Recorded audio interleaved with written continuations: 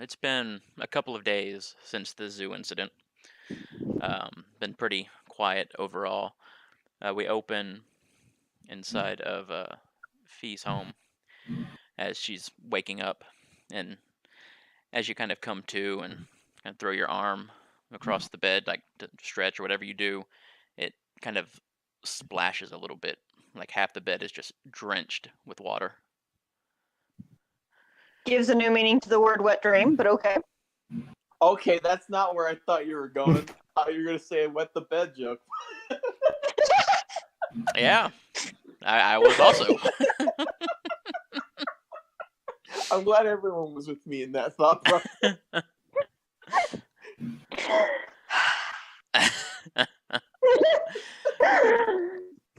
But this is pretty uncommon though. It hasn't actually ever happened even since you've gotten your powers. So it's not like it's a normal occurrence or anything like that in terms of excess Right. moisture being around.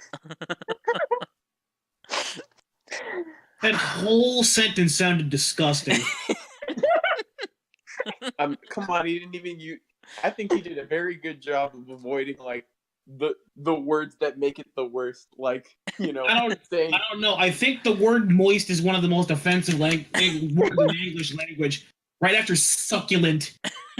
Oh. It ends with the T's. That's the magic way to make someone go, I don't know.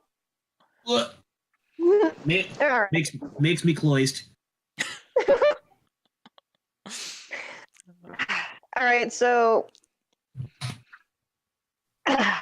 Fee sort of has a moment of panic as she gets up and she jumps up out of bed. Exactly how much water is around? You can't quite tell just from sight, but it's pretty much the entire half of the bed or whatever portion. I don't know what size bed Fee has, but the part of it she's not on it is just completely drenched to the point like it's actually kind of dripping down the side onto the carpet.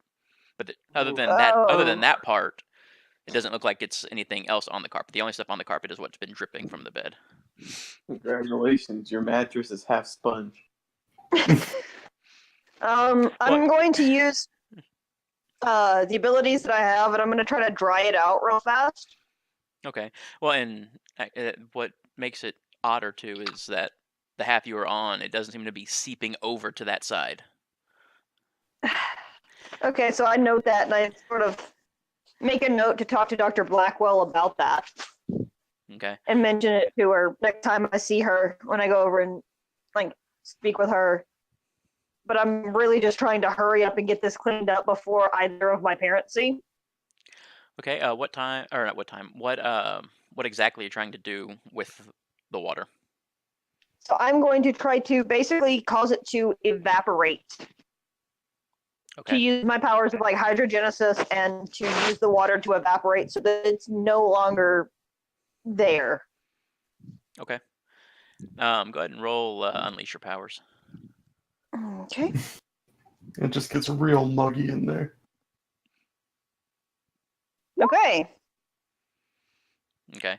Yeah, you're able to kind of draw most of it out and create the sort of steamy evaporation. Like you said, it does kind of get fairly muggy in your room. If it's not directed out still, it'll probably still cause some damage if it's not taken care of. So open the window then and just sort of Okay. Yeah, so from the outside, all we see is this kind of steam type fog almost come out start pushing out of the room through the window. But it does seem to be mostly successful. There's a little bit of dampness on the surface area, but it doesn't look like it's anything that'll be too bad or anything. Since the 7's not a complete hit. Yeah. Well, I mean, it's better than nothing. And this way, she can explain it by I spilled some water instead of causing her mother to emotionally shut down again. Well, and as you do this, you get a look at the clock, and it's probably about 9 a.m. So both of your parents should be at work. It's Tuesday. Well, that's good. That'll give it time to dry out for the rest of the day. So she leaves her window open. She makes sure that the screen is down so that the bugs can't fly in. But then she just leaves her window open and goes about getting ready for the day, going to get ready for her shift at House of Brews that afternoon. Okay, so what does the getting ready process generally consist of? Oh, just basic stuff. Eating like a protein bar, maybe some fruit. Getting dressed, maybe doing some of her schoolwork if she's not caught up with it. Just basic, nothing special. Okay. All right, so you get ready and you head out. We cut to Stackhouse Manor, where Norman, you are in the training area underneath the house with your dad, and he's as you know, we don't really know for sure the full nature of our abilities, where exactly they come from. And as you recently experienced, they do seem to be effective against otherworldly threats. To that end, I've contacted somebody to help you train in that arena. If you would, show yourself. And as he says that, next to him, there's kind of like a haze that kind of just appears, and it coalesces, and it takes the shape of a floating orangutan wearing a domino mask and a cape. And its arm comes up as he waves at you slightly, and your dad goes, "This is Orangostang, the Simian Spectre. He has agreed to help you spar." I just sort of like hesitate for a second and then wave back. Is this a normal sight? Are citizens of the city generally animals sometimes? Yes, there are totally non-humans. Okay. Yeah, then I less hesitatingly wave back. A lot of the non-humans tend to kind of be shat upon by society for racist type reasons. A lot of them are amongst the poorest echelon of society as well. Doesn't mean some of them haven't made it, but in general, they're pretty lower tier of society as far as most people are concerned, though. But there are, again, humanoid animals abound. Well, I mean, if Norman's father trusts this one, I don't see why he is any lesser than anyone else. We've worked together in the past, and he helped me hone my abilities as well a bit against the more ghostly aspects of them. I think it will be useful if this is going to be a trend. We didn't find out the source of it. Could be expected to be seen again. I agree. Hopefully, my lack of informing you of this aspect didn't cause too much problem. It's so rare. I wanted to give you time to adjust to the more normal aspects of the mantle. No, it sort of revealed itself to be affected by my shadow quite early in the fight. It wasn't much of a inconvenience. That's good. Well, I'll leave you two to it. And he kind of just leaves the room, going back upstairs into the main house, as Orangostang looks at you and kind of puts out a hand, like gives the whole come get some like hand motion. All right. He's not. Wait, did you say he was like floating? Is he ethereal or? Yes, like he's straight up a ghost.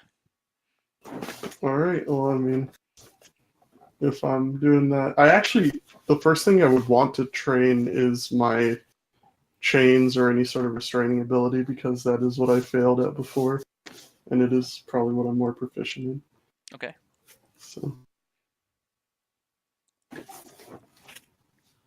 Yeah, I mean, I the same thing I tried before with the shackles.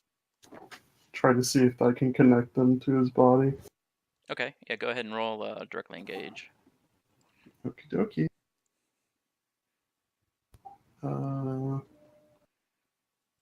Wait, there it is. Oh, oops.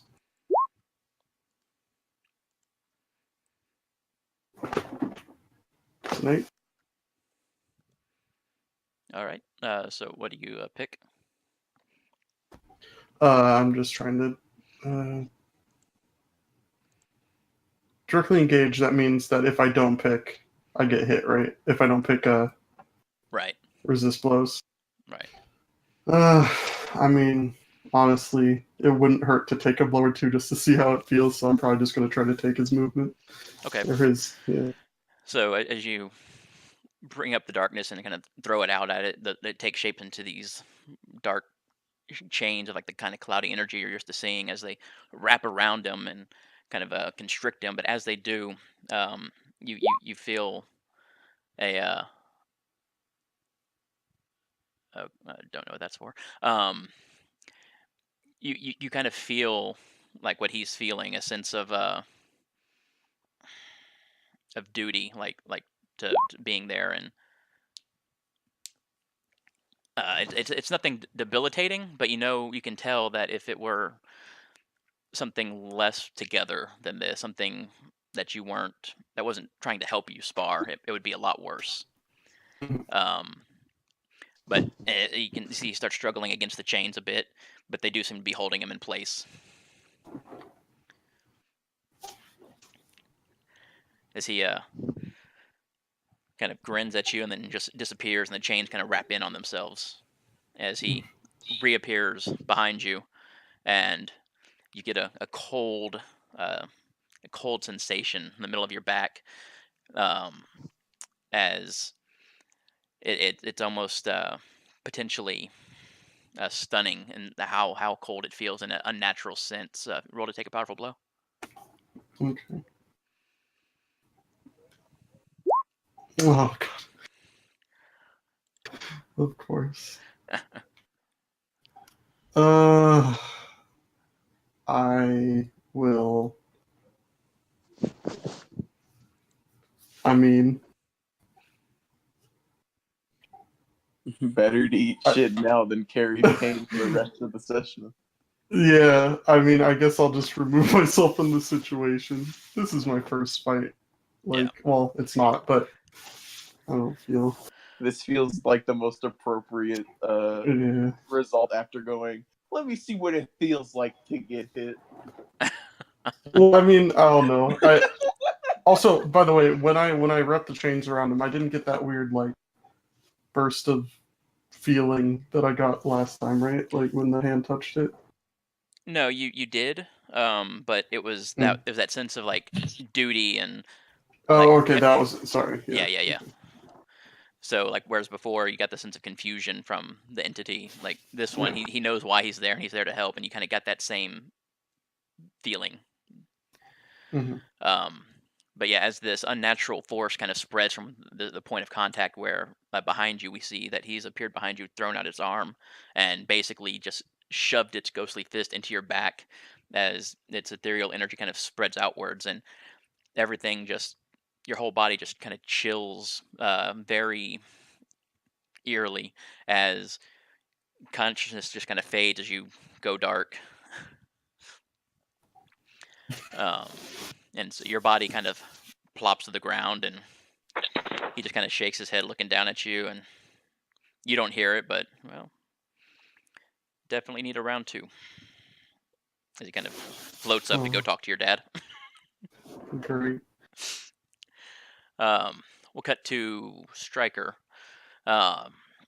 You, I would imagine, since you don't have a whole lot in terms of probably morning rituals, do you? What? You probably don't have a whole lot in the way of morning rituals besides just getting up. Do you? I think he probably has like a minor one of like, he kind of has been used to living on the street, so he goes to where he usually keeps his clothes for the like it's a bag that he kind of keeps just that's just dedicated to wear going to like the laundry, getting some of his stuff cleaned. Like he's just kind of like that kind of morning routine where it's like it's what normal people would do like weekly, but he has to do daily because he just doesn't have enough of a like a living space to just let things sit for a while. And trying to figure out what he's gonna do for like breakfast. He's just kind of around the city, going to the laundromat, Okay. boring stuff. And you do that pretty early, I would imagine, too. Yeah. Okay, so you've gone through your routine and all that, and you've made your way to the House of Brews for early shifts. Being a coffee shop, the fights don't typically happen super early, but coffee, of course, is needed all times a day. Yeah. So you're besides fighting, we never really covered it. What do you do there? 'Cause I'm thinking more of kind of like a dish boy kind of thing, or cleaning. Yeah, he's very rarely put on register. That's kind of one of those things where it's like, fuck, man, we have no one else. No. Usually it's like dish, cleaning. Like he's very despite his like kind of brash manner, he is fairly methodical when it comes to cleaning. Yeah. So they like putting him in that. He's maybe worked the register twice and went without incident once. Okay. Yeah, so not a whole lot of people coming in to sit down, most of it getting it to go. But you're kind of hanging out, waiting for it to pick up more, so you have something a little bit more to do. Kiko she comes up, and so any plans for tonight? And she's talking about like the ring. He says, I don't mind fighting a couple rounds. I don't really have anything to do. Okay. Anything you'd like to face. I may be able to get certain skill sets in here. He kind of thinks to himself and he says, maybe someone who can take a real hit. I haven't actually had an endurance test in a while. It's mostly just, can I catch them and then they lose? She laughs. Okay. Yeah, I'll put out my feelers and see if I can get somebody here who can take a real hit. He nods, like somewhat excited because he loves slug fests where it's just like back and forth rally until someone happens to drop. Never gets to have them though. Okay. She starts thinking, and yeah, I'm pretty sure I can make it happen. If not today, then maybe tomorrow. May take some time depending on who's around right now. Hero game puts a lot of people all over the place, so. He nods and says, from my experience, yes. You do a lot of heroing yourself? He thinks for a moment and says, a lot might be pushing it, but from time to time I do stuff. That's good. It's good to put all of that energy that you have into a constructive use. You could like see the look of someone who's heard that line 10,000 times as he just nods dryly and says, I've been told that in the past.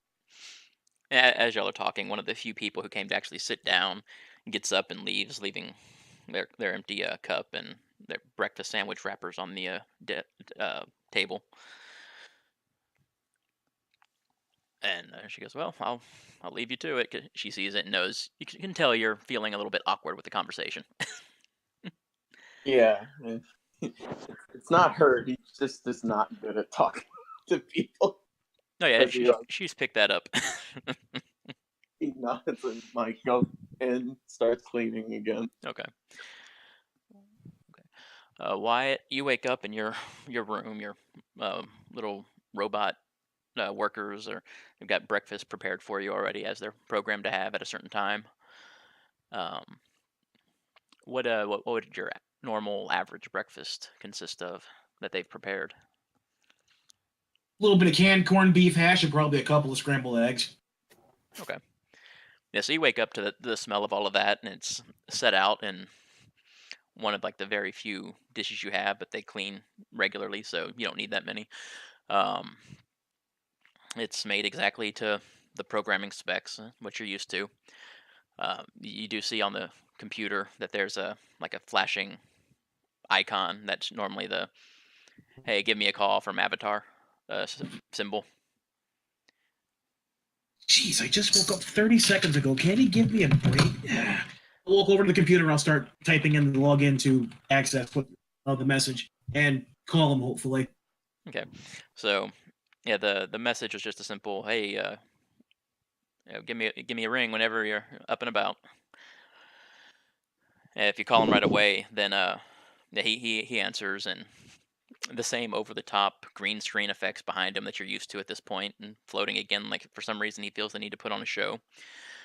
Um, Even though you know exactly what he can do, and there's nothing he can change to really change your impression of him at this point, for the most part. Uh, so Avatar Bueller, you're my hero.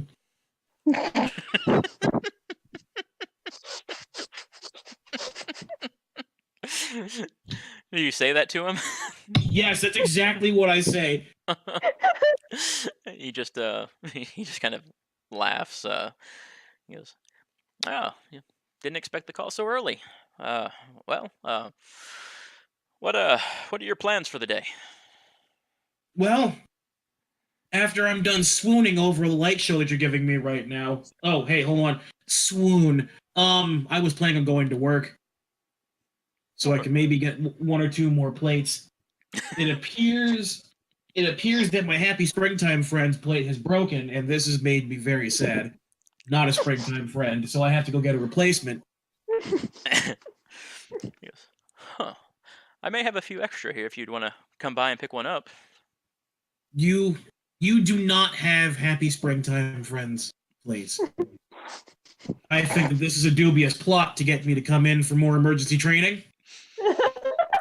I have many plates of all shapes, sizes, and decorations. I may well have some Happy Springtime Friends. Sometimes I don't realize what I'm buying when I go on the eBay. Oh dear.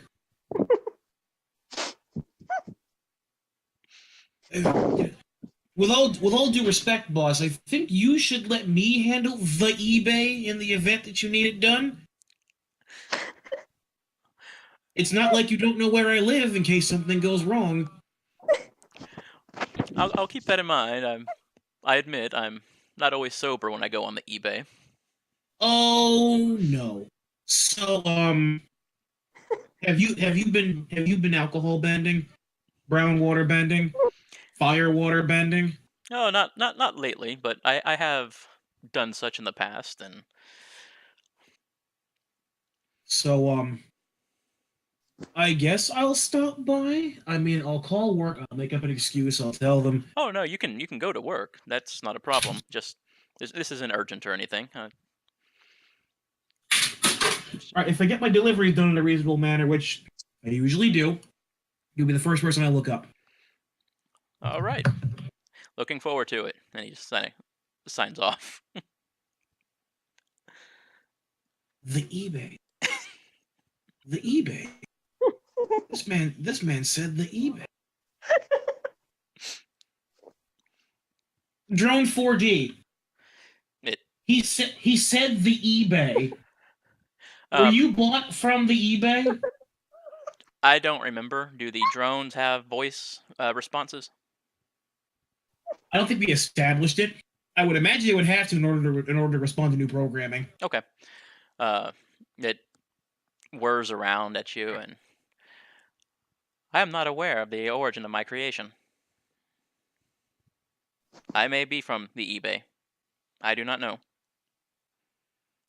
If ever asked about the origin of your creation, do not tell anyone that you are from the eBay. This is of the utmost importance. Do you understand? Yes, I am not from the eBay. If I hear that again, I'm going to end up losing my mind. Is the eBay a bad place? Now it is, yes. Oh, Now it is. I will log it in the others as well. All right, I guess as you were, I think is something that he would say. Probably programmed it with the same floaty speech that he has when he floats around himself. As you were. Very good, sir. And it turns around and goes back to about his business. So, all right, and I open the door and I run down to the messenger building to start taking deliveries. Okay. One thing I did want to ask you, out of character, is like Superman with Clark Kent and Superman. They obviously he has the glasses. The hair is different. He wears oversized clothes. He's clumsier as Clark and all that. What do you do anything since you don't wear a mask and costume to kind of hide your appearance, or is it just kind of a if they figure it out, they figure it out? It's kind of at the moment, if they figure it out, they figured it out. I've tried my best to emulate everything I could for a real hero, but I haven't figured out a way to properly hide my identity and still keep my costume the way I wanted to. It's the thing that I suck most at the moment. Okay, that just may be important later. So just making sure. Oh, no problem. All right, so yeah, so you head to work. Fee, you show up for your shift about 10 o'clock. To the House of Brews. Stryker's already there, bussing tables. Okay, I go and I do get behind the register immediately and start making some of the drinks because Fee's sort of a peacemaker and she knows how to smile and wave politely. And so she immediately goes back and starts to take orders, make coffee, and get everything settled. Okay. And just go about everything. If she gets a second, she's going to flag Stryker down and be like, hey. Yeah, you go back there, and the cashier and the other barista kind of nods and good morning, and looks relieved that you're there. And this is one of the more popular coffee stops in this part of town. And yeah, Stryker, you see, because you're pretty much always aware of your surroundings. You see Fee come in as soon as she gets there. She goes straight back to working behind there. And do you any look on your face or anything else like you need to talk to him about before you flag him down that he would have picked up on? Or I mean, he may have noticed that I wasn't just smiling constantly when I walked in. But that would be about it. Like, she would be doing her best to just sort of appear normal because she didn't want to freak anybody else out because she knows if she looked panicked, other people may ask her what's wrong, and she really didn't want to explain what was going on. Yeah, I think then if there's even the slightest discrepancy from the normal routine, he's usually pretty on it about finding a way to talk to her outside of earshot of the other employees. So he probably flags her down first. okay. So yeah, so you see Stryker kind of flagging you down before you can ever get around to flagging him. So I immediately, finish whatever drink I'm making, whatever I'm doing, and I go to walk over to where he's at. Hey, how are you this morning? I'm all right. It seems that you're off, though. Yeah. Apparently I lost control of my powers in the middle of the night last night. Woke up and my bed was completely drenched. That's never happened before. Thanks. And he says, other than that, though, you're all right. Yeah, physically I'm fine.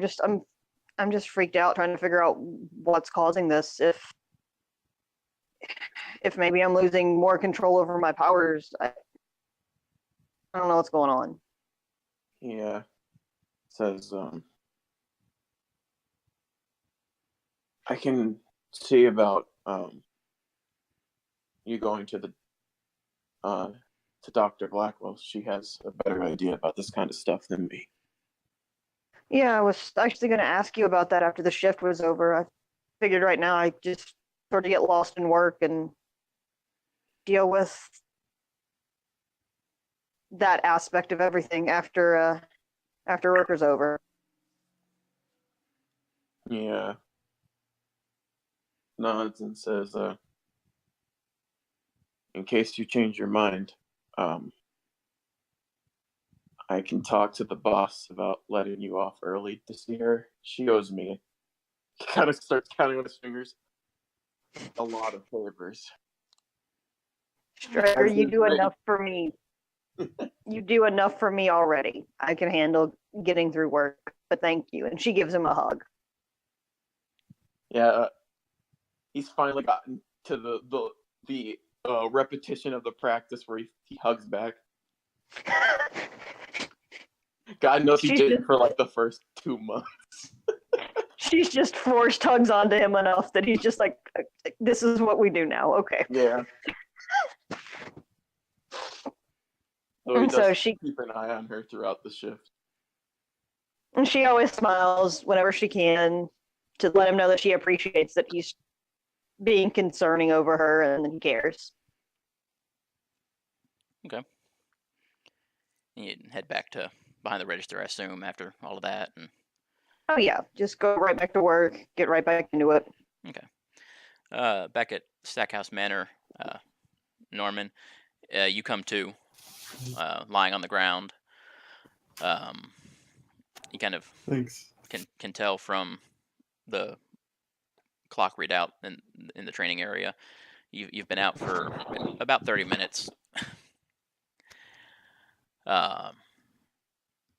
Orangutang is back, and he's just kind of floating above the ground in a sitting position. He waves at you. I just sort of like push myself up and look a bit embarrassed. I thought we were just sparring. He kind of floats up to you and reaches down and puts its hand on your shoulder, and you can hear a voice inside your head. And, "No, we are. It can be overwhelming at times if you're not used to dealing with things of my nature." Well, I guess that's what this training is for. No, it's exactly. You don't tell him I told you anything, but you should have seen how your dad reacted the first time we sparred. It was. I wish I could have. It would be embarrassing for him if I went any further. There were clothes needing changing after the fact. Oh, that's going in the mind vault right there. Forever. Well, seeing as you're the teacher here, and what's the next step? Are we going back at it? Yeah, we can if you have nothing else planned for the day. I mean, do we normally have like a get together time, or That'd be for y'all to decide. I mean, I guess that would be up to Fever to decide, because sure as fuck Stryker doesn't care enough to like actively search out for notifications.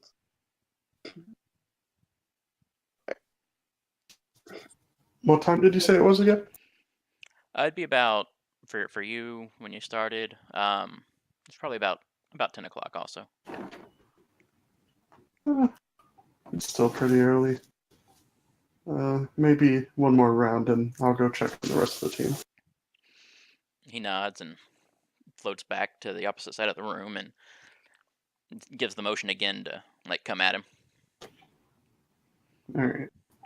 This time I'm going to take a bit more of defensive approach, and I'm gonna run up to him, and extending from my hands are these like shadowy claws, almost like Edward Scissorhands style. Okay. And I'm gonna take a swipe at him. Not like as dull of edges as I can, but just trying to get a hit on him, land a hit on him. Yeah. Okay. Go ahead and roll directly engage. Okay. Another 8. Unless this counts as punches because I dulled the blades, but. Well, yeah, but what do you want to pick? I mean, would it have counted? Because in that case, it would have been a full hit. Oh, Yeah, it doesn't. I mean, yeah, if you're sparring and pulling your punches, then that's fine. If you have that other move to roll, I forget what it's called, but Fight the good fight. It's just savior instead of danger, and it's +2. okay, then yeah, Oh, my yeah, character sheet's messed up. we can say it's that. So it's a full hit. Okay. This time definitely going lows. And maybe I'll try to impress him. I don't know. Unless I'm like, I don't know what I would take from him, considering we're just No. I'm just bad at him. But Okay, so yeah, you have these claws on your hand, and you kind of rush in for him, and you make a gesture like you're going to come in high at him as he braces himself. Looks like he's making a move to respond to that. You suddenly feint and or prove that's a feint. Come in low and swipe up with them, slamming them across his side. If they were actually blades, you figure they would have actually cut into him if he were solid and whatnot. Instead, you still feel them kind of go in a little bit as suddenly he again it just slams against the wall, or at least would if he could touch it, and actually goes into the wall instead from the force of it. And as he comes out, he kind of gives you a not bad kind of look on his face as he comes flying in towards you, um, one hand forward in a Superman-like position, but as a monkey, you know. okay. If you want to try to, you can roll directly engage again. This would basically just be for a dodge. You just avoid the blows if. Only 8s forever. But Yeah, so but he's very obviously telegraphing his move, and you're able to kind of roll to the side a bit as you come up. And what do you do in response now as he's going forward, still past you now, as you have a view at him leaving or from behind? Okay. I'm gonna try to, instead of having chains come up and like shackle him, I'm gonna try to like conjure like a, what is it, like a chain whip sort of thing, and sort of throw it at him and try to wrap him around, or wrap it around. Okay.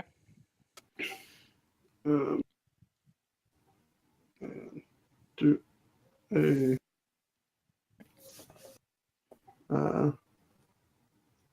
and I guess I'm gonna try my luck again. I'm just gonna try to take away his maneuverability. Okay. So yeah, as he flying past, you throw out the chain whip as it wraps around both of his legs, compressing them together, and he just kind of lurches in place, unable to fly forward anymore, as he kind of spins around in it in a way that if he were solid, it probably wouldn't be able to do. But he's still bound by them. It seems like it's some weird mixing of the energies where for a real person wrapped in chains like that, the friction wouldn't, and the force of it would have kept him constrained, but somehow he could still spin. And he kind of sits up and grabs the chain and just yanks it, pulling you towards him. Go ahead and roll to take a powerful blow. Okay. Come on. Always 8. Okay. I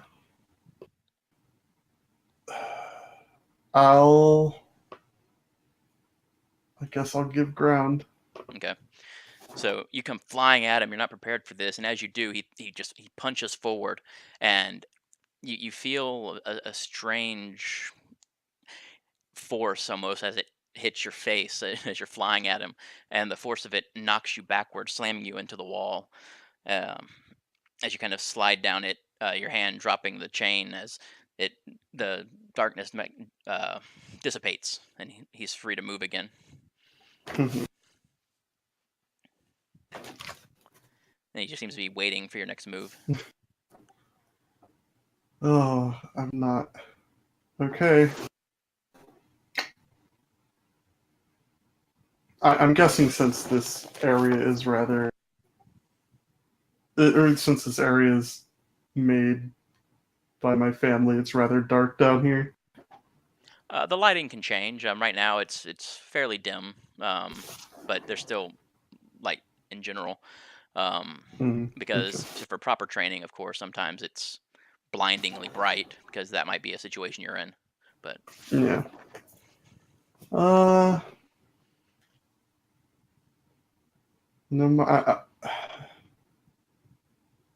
Okay, I'm gonna try the same move I did against the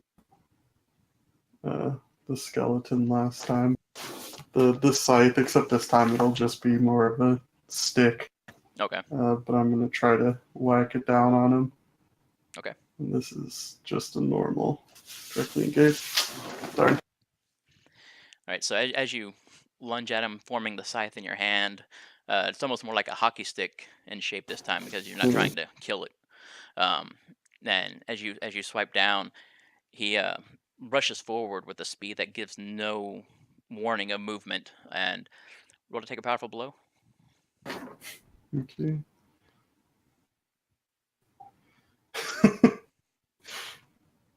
All right.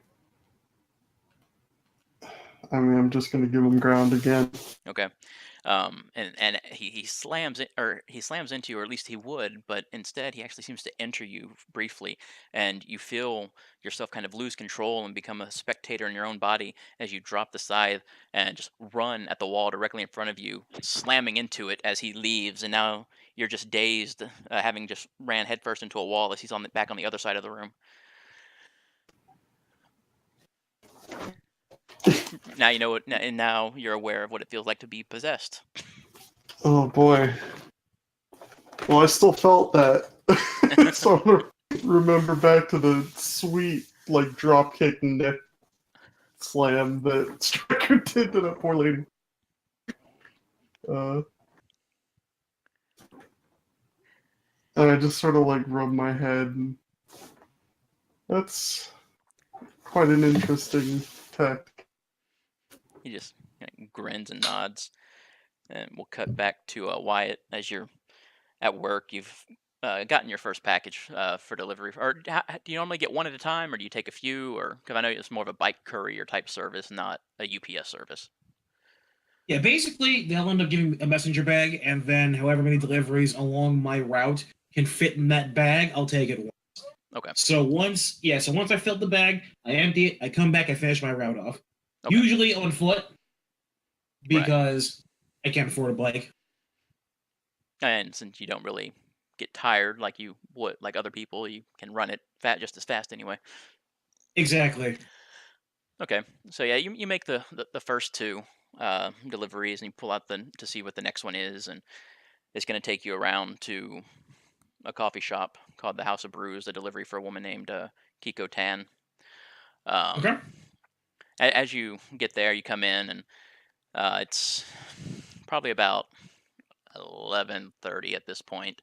Um, you see a number of people sitting at the tables, a few people working behind the bar, two cashiers, a couple of baristas. Um, Fee and Stryker, what would y'all be doing about this time still? Like your actual positioning and everything else, still the same kind of places? Yeah, I assume Fee would probably almost always be on register, Okay. like behind the bar at the register. I'm not sure where Stryker would be, but yeah, I'm sure she would always be in the front. Yeah, I imagine it's either cleaning or like. I wouldn't be surprised if a place like this had like before the real fights began, like something more easy where like people like wanted to practice sparring before, and if that like he's kind of seen as the perfect employee to go about doing that. not like they're going to be able to hurt him. And he does have enough skill to hold back. Okay. Yeah, during the week, the fights typically don't start until late afternoon, early evening, just because they don't draw in the crowd that they normally would with people that work all day. Um, but yeah, so yeah, we'll say you're in the ring with uh, looks like a little girl. Um, Based on her appearance, you'd say she's probably 8 years old. Um, but you've been hit by her before, and you know it can hurt. Um, Yeah, he learned that the hard way when he was like remembering what Fee and Blackwell were like.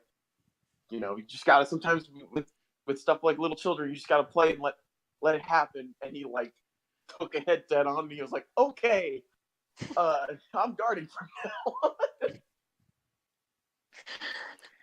yeah, she doesn't take hits as well as she can give them though, so she still hasn't not the challenge you've been looking for or anything like that. Yeah. Um, So I'm so not gonna try to deck a little kid. right. Stryker has some lines. They're very hard to see, but they exist. Yeah, so Wyatt, as you come in, it's a 2-story, very large coffee shop, and you may have heard of it before, but you haven't really been here to this part of town that much, other than deliveries, and so you haven't really stopped by.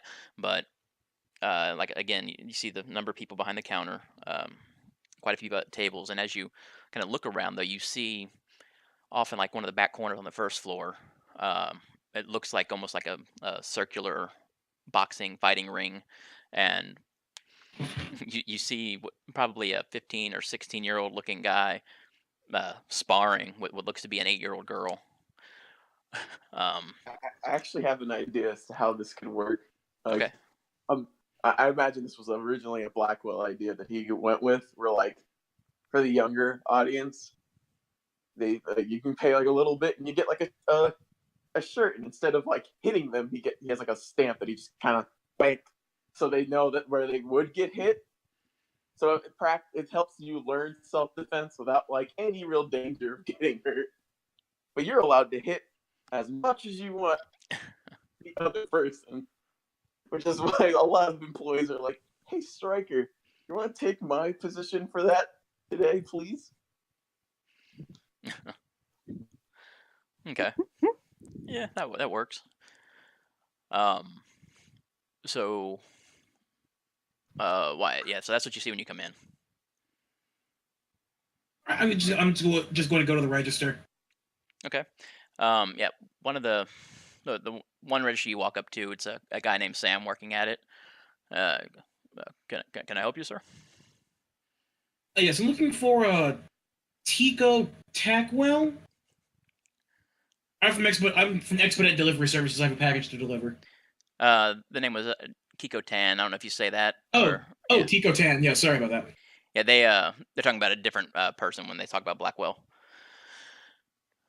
Yeah. Oh, gotcha. Yeah. Blackwell is like the doctor mentor for Stryker that kind of helped him whenever he saved her life afterwards, and Kiko Tan is like the manager and owner of House of Brews. Gotcha. Okay. As a side note, you probably would 100% recognize me because again, he doesn't have an outfit. So when he went and fought that other villain, he looks exactly the same as he does right the fuck now. Well, and I was gonna say that as he got closer, he did. If he looks at that at all any closer than he did, like just glancing around the place, he would have definitely recognized you. Yeah, I'll glance over, and then I'm going to like put my hood up, and then just unerringly stare forward.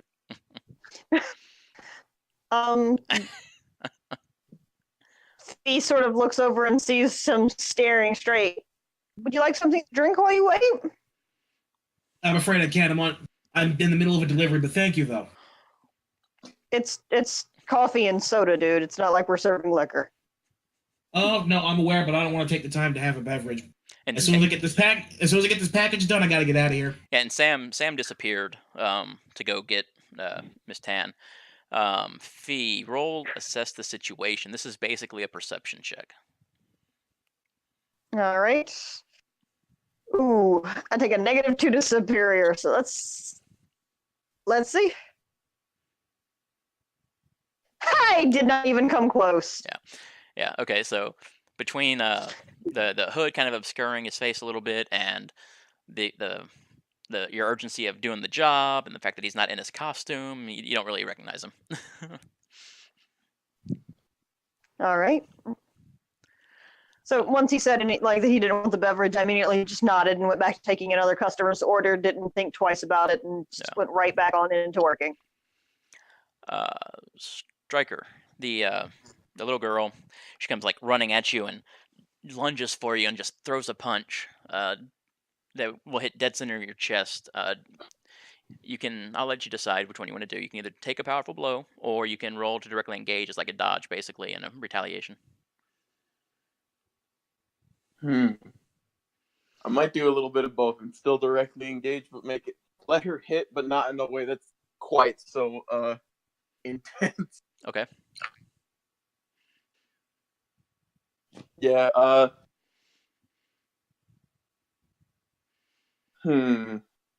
Well, I mean, I want to resist her blow, and like maybe like instead of it hitting me like dead on in the chest, it hits it where I'm guarding, but like I guess the further the whole play fighting idea, maybe like a version of impress, where instead of like she's impressed by me, I'm gonna like pretend that she actually hit hard enough to like knock my guard away, and then let her feel impressed by herself, like one of those confidence boosting things. He's trying very carefully to like navigate this so she doesn't cry like last time. All right. So yeah. So her fist comes down, and you've kind of shifted yourself and brought your arms up like to block it as it slams into you. You're kind of expecting it. You know what to expect from her. It still hurts, but it's not anything to disabilitate you or anything like that. As you go sliding back a few feet and like backing up against the barricade of the ring, actually, and she just kind of grins, like even though it didn't have the effect she wanted, it still hit you hard enough to throw you back. Stryker's still like kind of half in shock about how much raw fighting potential this little girl has. Jesus shit! Even I let that happen, but like that was half the ring. Are you more or less in the just like taking it, or do you do any attacks against her? He occasionally like tags her because he's very subtly trying to teach her how to fight better without like saying it out loud. Okay. He sees the potential, and he's like, you kind of can't let someone who's that good at fighting not learn. Go ahead and directly engage and say how you're going to try to like tag her, basically.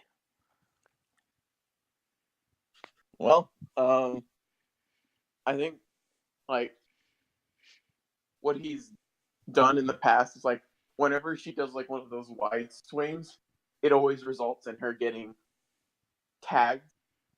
So like he just basically waits for like any of her more sloppy punches and tags her so that she slowly gets positive reinforcement on the correct way to punch. Because for her, it's like if I punch this way, it hits. If I punch any other way, it misses. So this is the way I should do it. Okay, so that's one. What's your other one? I mean, I guess resist again, so she doesn't accidentally like hit me in the chin and cause me to like go down. Okay. Yeah, so she comes running at you again and throws her arm wide, like she's gonna like slam her fist into your side, but it leaves her wide open as you kind of come up around and stamp her on the forehead and like kind of flip over her as she swings wide. She turns around as you land and looks kind of pouty, but not like gonna cry type of thing, but like more determined.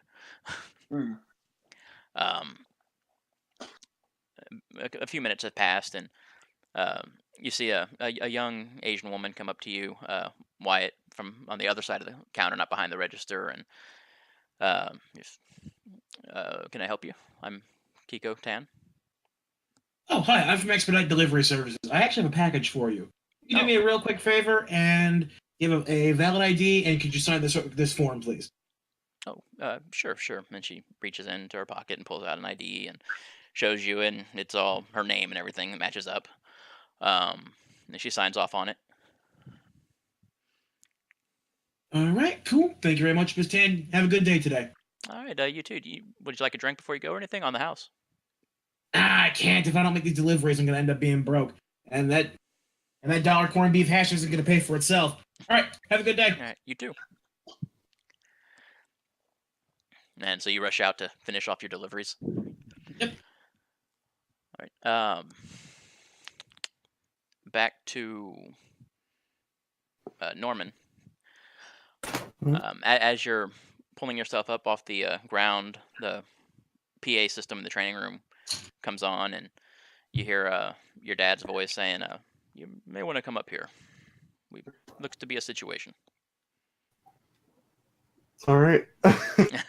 I put both my hands up. I'm like, you win, you win. You're pretty strong.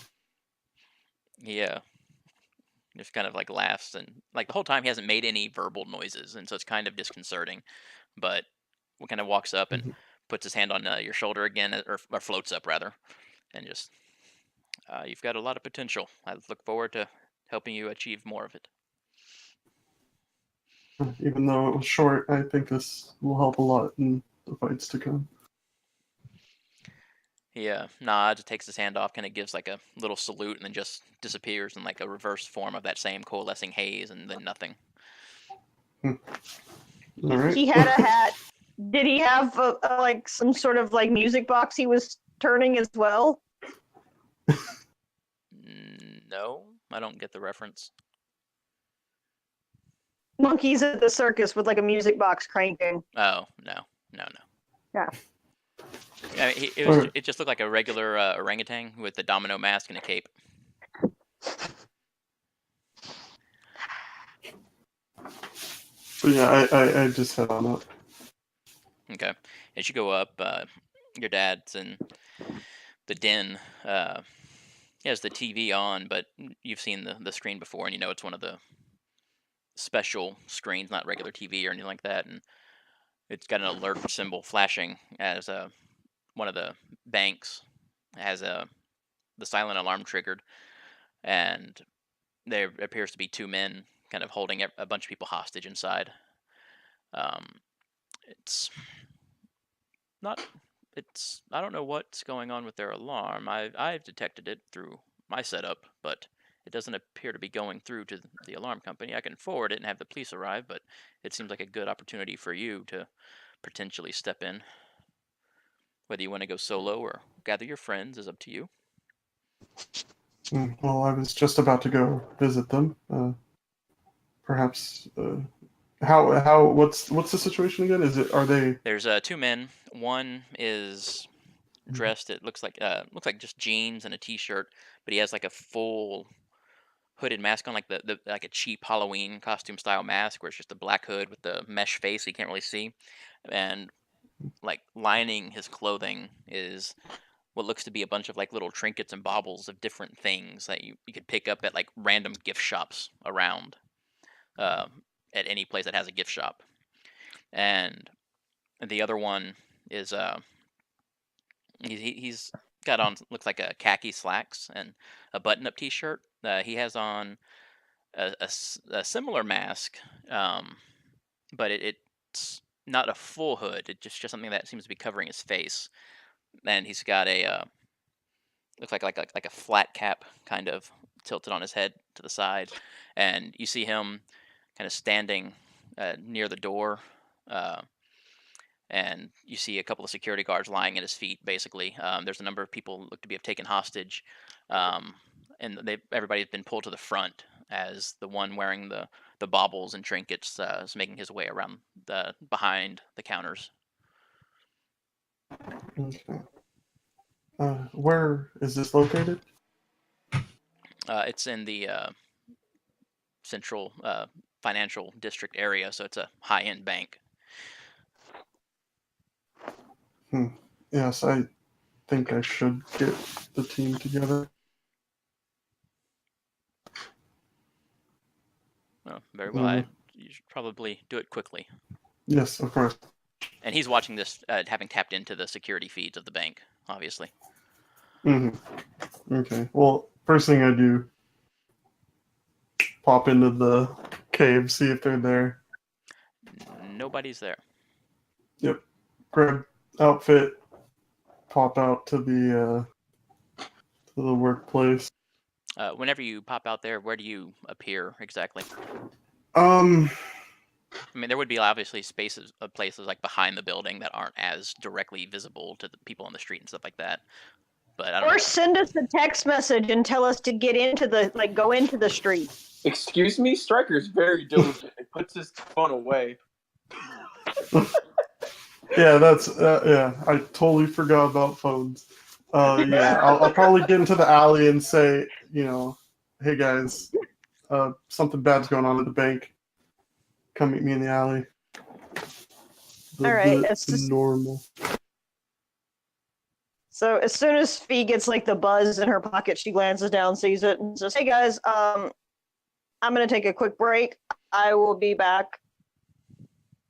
And then she goes to wave Stryker down and like gesture to the alley. Mm. What's this girl's name? Polly. I think like she goes to like throw another like wide swing, and he actually catches it for once and says, "I am sorry, Polly. We'll have to cut it short today." Did I do something wrong? No, you have improved again. You can probably defeat Ron now. And he points at like the cash register dude. And he's not lying. He is 100% confident she would win. But he's like, I have been called away for a different position. Oh, okay. Same time next week? Yes. Okay. And she just kind of yeah. skips off. He kind of like rubs his arms because, god damn, he's been leading it into the punches for his guard all sparring session, and now they're actually kind of starting to hurt.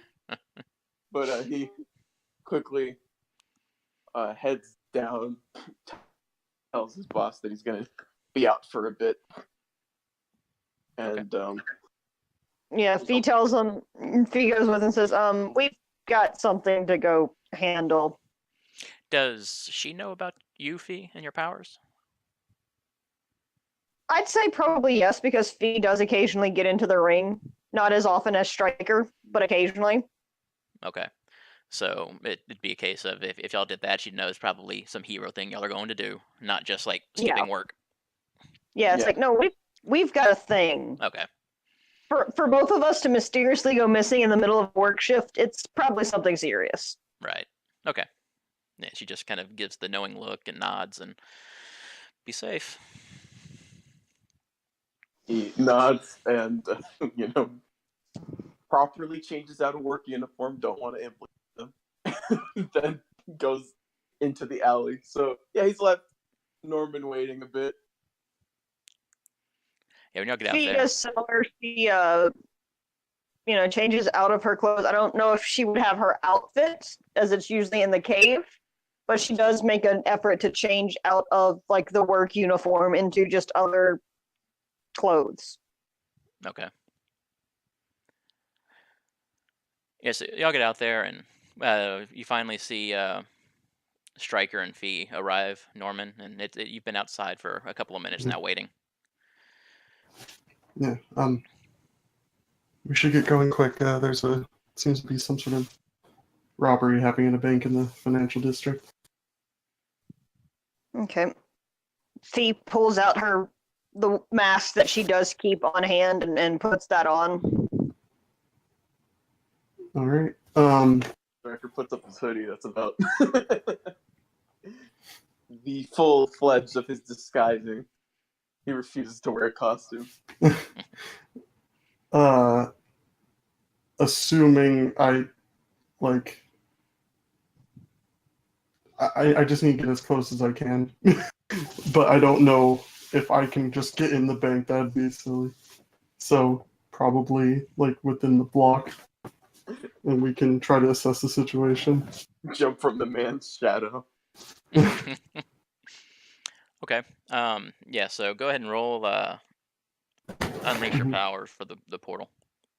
Yeah. Well, So last time it kind of ended with Fee, Stryker, and Obsidian teleporting to the bank that was picked up by Daddy Stackhouse, and that's kind of like just straight up where we cut off after. yeah. Sorry. Oh, so no problem, no problem. After 1 second, let me see what it was. I still don't necessarily remember everybody's civilian names. After Wyatt delivered a package to the House of Brews and saw Stryker in the arena and like got real antsy about getting out of there before he was noticed. We open in this sort of ephemeral psychedelic realm that colors are shifting and moving about, almost like in various cloud banks. As this is something you're very familiar with, variable. Anytime Dream Eternal wants to contact you, and a familiar form of Dream Eternal kind of coalesces in front of you.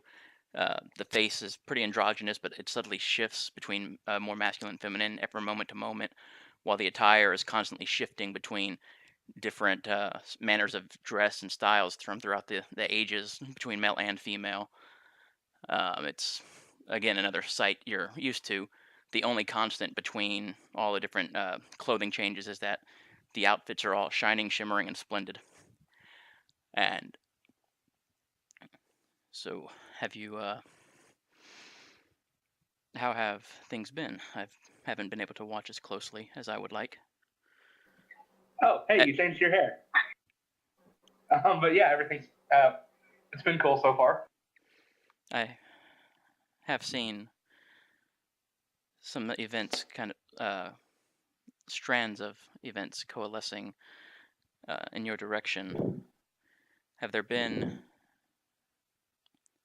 anything new, or anyone new, in your life? Well, we met this new dude. Actually, wait, hang on, out of character. Did we get his name the last time I was there? Like, I don't remember how much we interacted. I don't remember if he even gave his name before he took off. But I think he took off before you got back. That's right, yeah, I think I saw him flying off and just sort of waved. Yeah, you found out later, like he had helped the group and whatnot, but yeah, you didn't actually interact with them much yourself. Well, we kind of met a new hero the other day. I didn't do so well that time. He was gone by the time I showed up. Troubles with your abilities? No.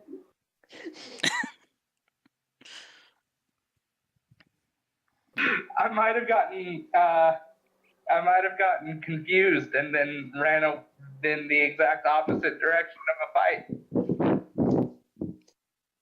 That's how. You've never really seen Dream Eternal kind of speechless before, but appears to be now. Just how does that happen?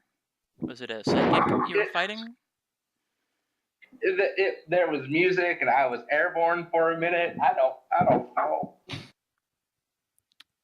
I see. Well, perhaps it was this other one that I've seen that looks to be tied into your future. If you see them again, you should try to learn more. Can do. I'll start with his name. That would probably be wise. And is there anything you need of me? How's Kaleidoscope doing, actually? Oh, last I saw, it seems the same as to be expected. Oh, okay. I would suggest to stop leaving the gifts. Yeah, the others said the same thing, that leaving them outside probably wasn't a good idea. It's kind of creepy. Well, I'm sorry. I don't know if I should say hi. Well, whichever course of action you choose, I'm sure you should seek the advice of the others first. Yeah, I'll talk to him. Is there anything else? No, I guess not. It was nice seeing you again, and I will check in much sooner than I did between this time and last time. All right, cool. That sounds good. And with that, just kind of fades away to blackness as you kind of wake back up and finish clearing yourself of the bad chipotle you had for lunch, as we cut back to the shadow portal opening up about a block away. Wait, so did I just pass out in a bathroom? Yes. Is that what happened? Yes.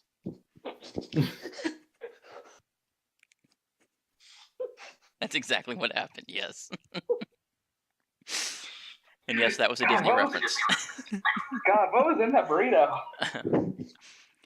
So we cut back to the shadow portal opening, and the three of you, Stryker, Fee, and Obsidian Shade, come running out of it. You're about a block away. You can see the front of the bank kind of down the street still. Didn't quite make it as close as you had wanted, because you rolled a 6 whenever I had you roll for it. So from the outside, everything looks normal. Nobody seems to be coming in or out of it, though, or even trying to get into it. They just kind of seem to be walking by, not noticing anything. And when my father got the alarm, was that a secret alarm only set to him, or was it something that he had? They had said that there was something blocking the signal from going to the authorities, but whatever it was wasn't ready for the technology he had in place. Okay. Yeah, it looks like cops still aren't on to him. What should be our plan of attack? Are we going to call the cops first?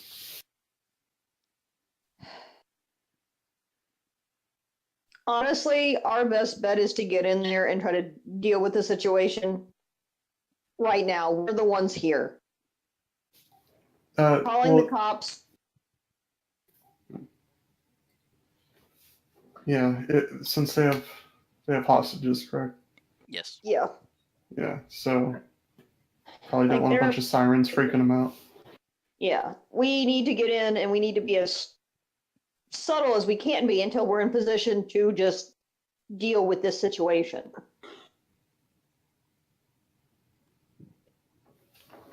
Yeah, that makes sense. I'm just gonna look at my phone. It's not acting weird, is it? No.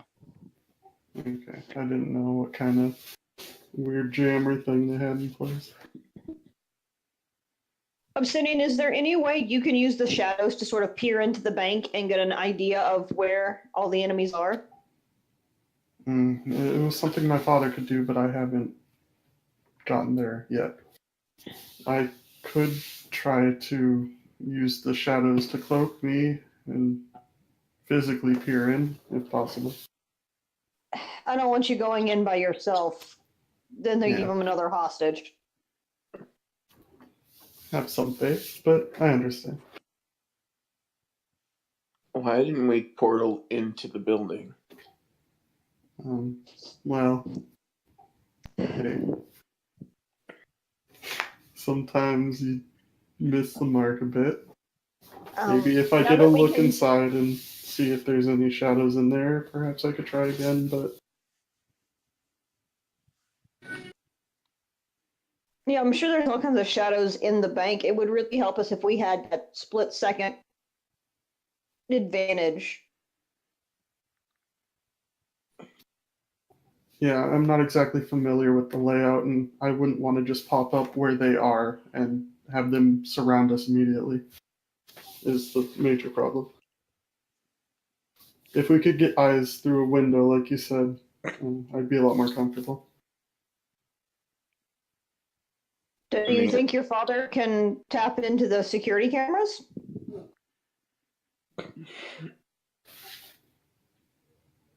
Hmm. Question. The windows are just like, there's just windows on this building, right? Are they Yes. barred up? Do what?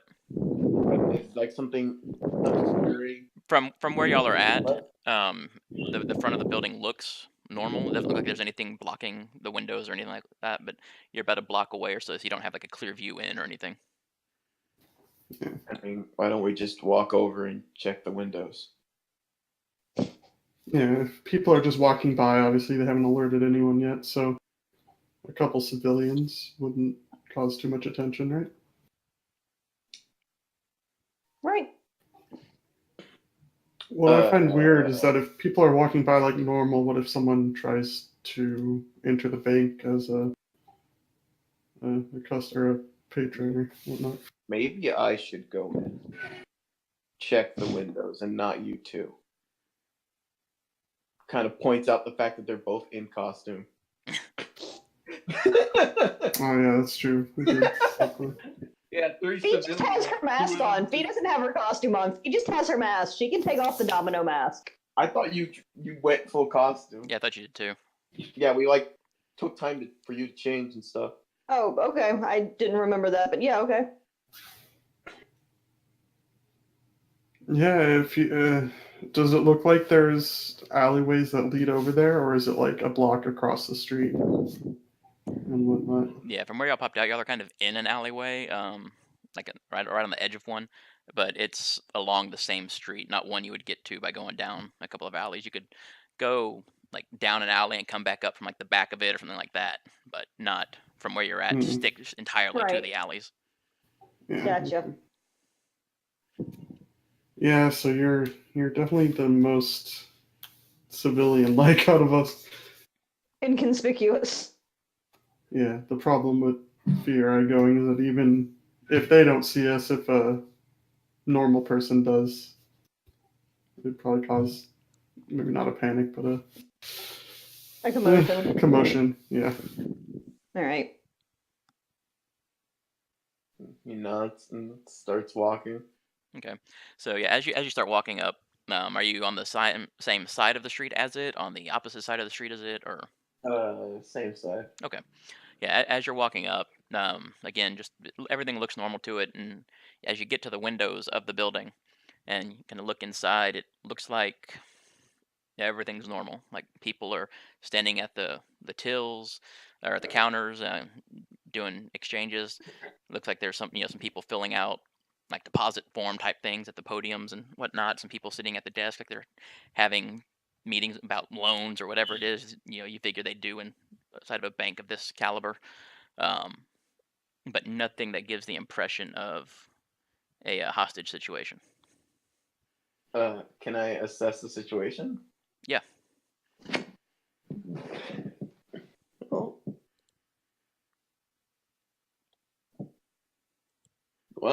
Wow. I actually didn't do art. I guess task 2. What here's the biggest threat?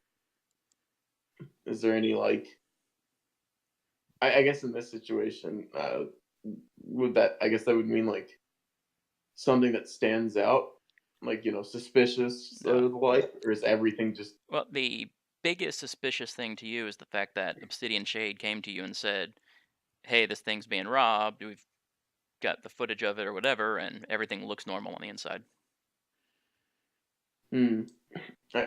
It's not really necessarily there, but can I ask? Just ask like,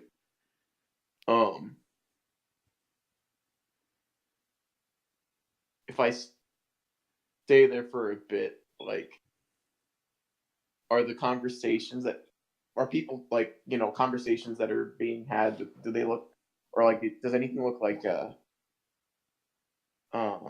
cyclical or like robotic? Like Right. As you kind of watch for a bit, it doesn't necessarily look like it's recycling footage or anything like that, but everything does seem to be taking a lot longer than you would anticipate.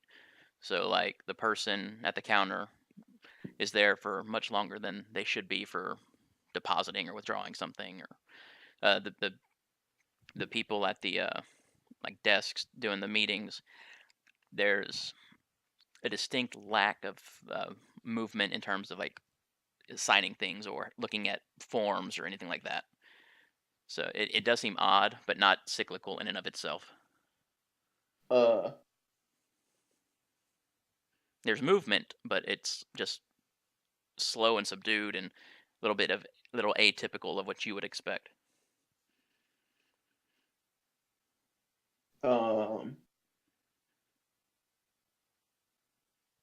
I guess how can we best end this quickly? Assess the situation is always the strangest in terms of questions. Yeah. I mean, you really, given what you're seeing versus what you've been told, you really don't know how to end it because you don't really know what's going on. Well, can't really act on that one in the future. Oh well. I mean, there's not really anything I can give you, Yeah. Uh.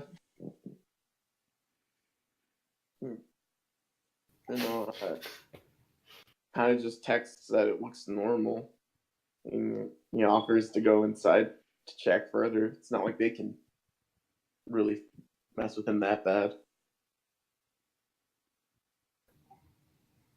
Mm-mm. I text back and tell him to wait to go inside until we're closer, so that if there is a situation, we can intervene more immediately.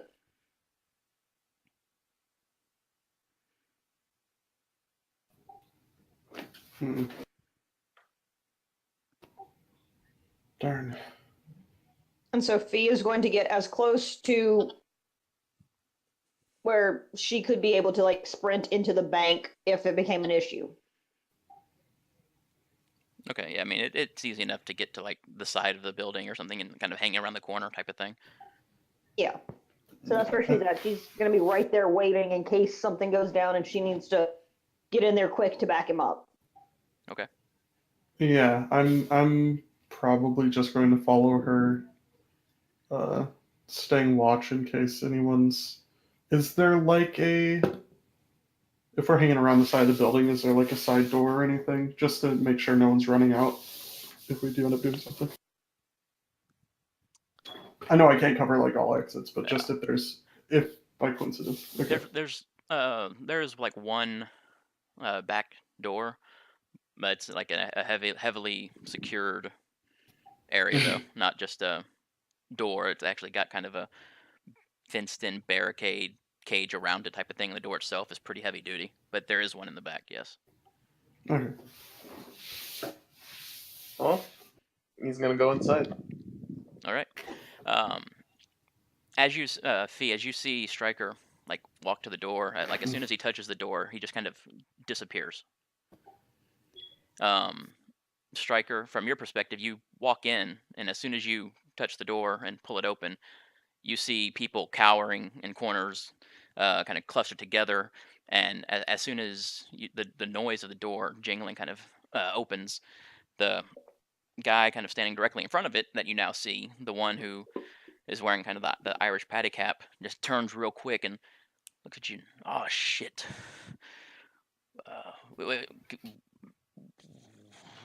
We're closed. One question. Yeah. Because I can't remember. How many?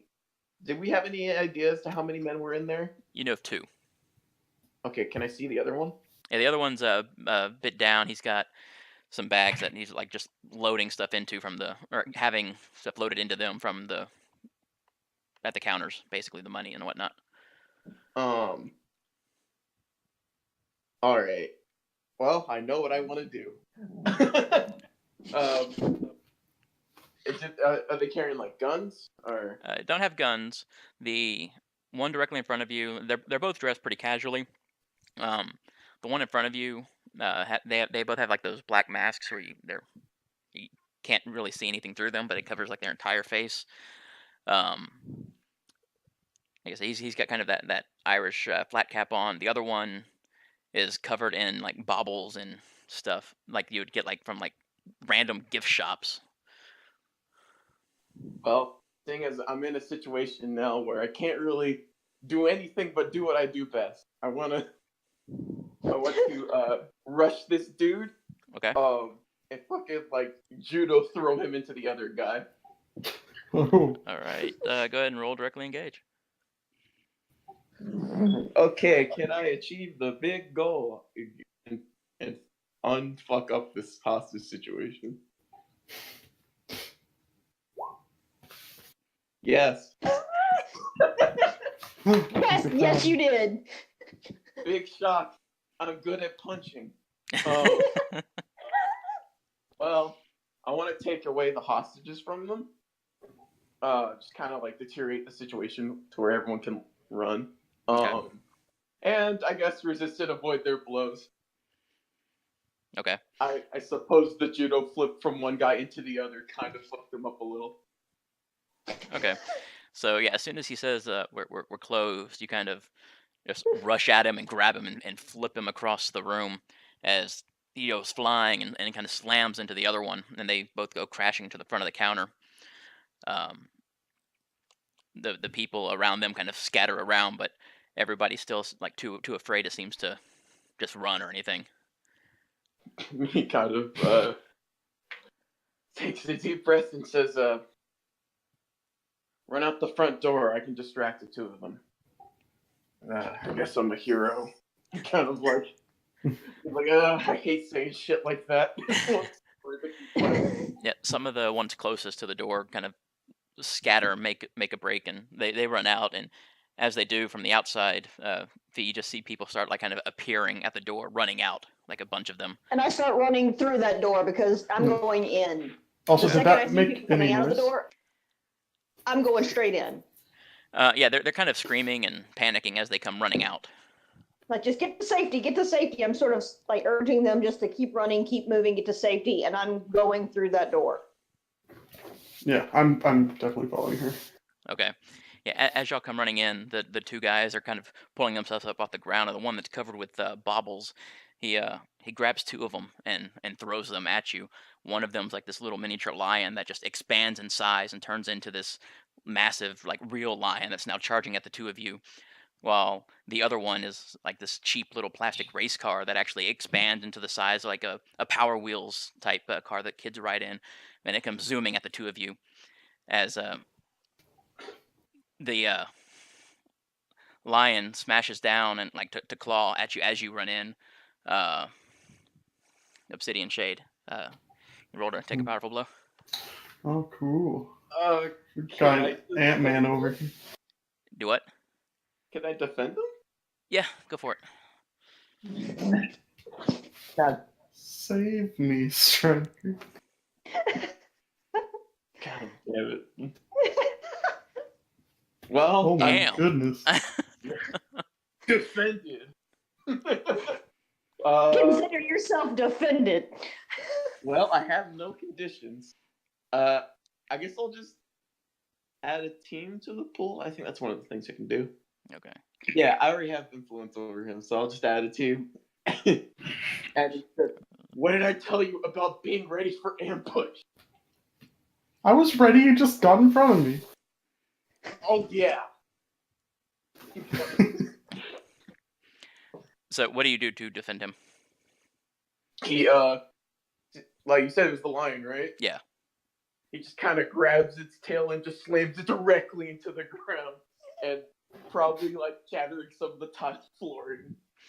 Okay, yeah, it lets out a painful whimpering type of roar as it slams into the ground, and it actually kind of clips the back end of the race car that sends it kind of spinning around.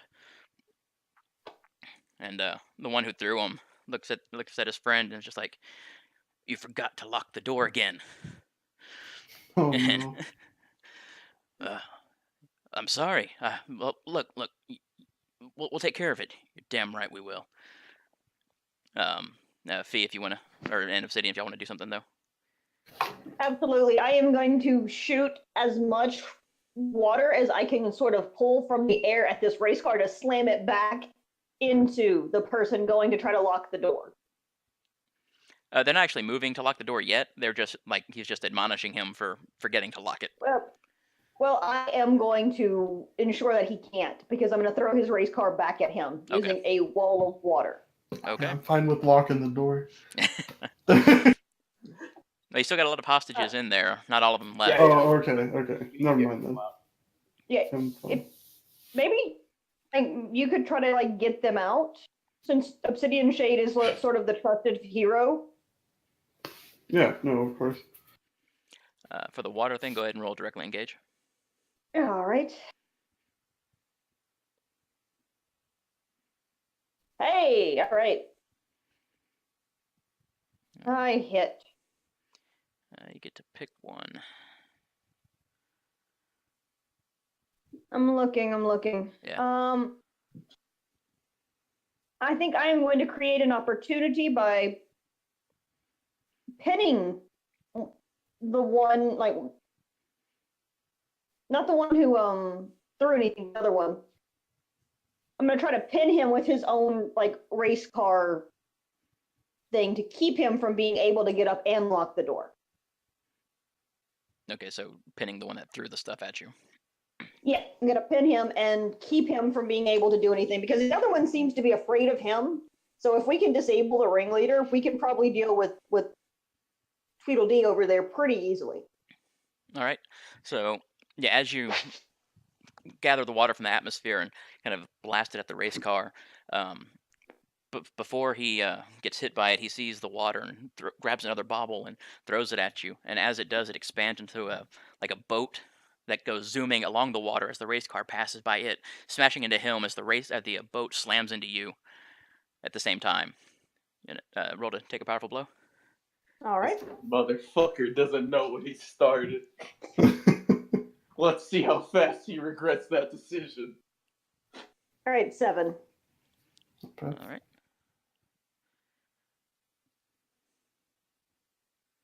So I am going to say I give ground. Okay. So as the race car slams into him, it kind of sends him flying backwards, back against the countertops again, slamming him down into the ground. And as the boat slams into you, it knocks you backwards out through the doors, shattering through the glass onto the street. All right. From the distance, Barricade Man, from while you're on your doing your last of your route still, you hear the sounds of people panicking and glass shattering all of a sudden. You can tell the direction. You obviously can't tell exactly from where yet, but you do hear it. I'm going to see if there's any non-populated areas or alleyways that I could duck down to take off my civilian clothes. But yeah, that's easy enough to find. Plenty of places you could kind of duck into and change real fast. Well, I got my costume on underneath my civvies, so Okay. it shouldn't take as long. Yeah, so you take them off and you're suited up real quick. And I'm just going to shoot up into the air. Can I use my air manipulation to kind of cut down on the wind resistance between what I'm listening for and where the sound is coming from to get a better beat on the direction? Yeah, roll Unleash Your Powers. This is going to be interesting. Yeah. So as you're flying and you're trying to hone in on it, you kind of manage to manipulate it so that the sound of it rushing by and everything is moved aside, and only hearing the sound of what you're listening for as you kind of block out the other noises for the city to kind of radar your way there a little bit better. And so you have a much clearer path on the direction to go. All right, and then I'm going to fly in that direction as fast as possible. Okay. Obsidian Shade. You just saw Fee get knocked out through the windows, and there are still civilians around. Mm-hmm. And one of the guys, the one covered in all the baubles, smashed into the ground again.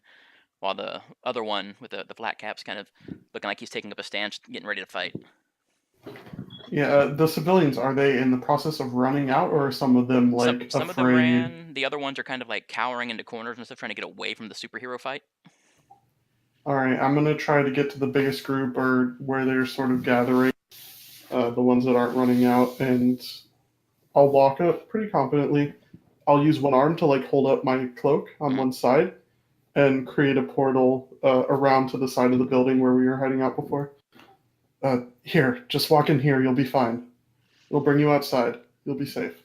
It seems like they're still kind of wary of that, but one of them's like, "Oh shit! Yeah, no, I know this one. Yeah, we're good. Go, go, go." But go ahead and roll unleash your powers. Okie dokie.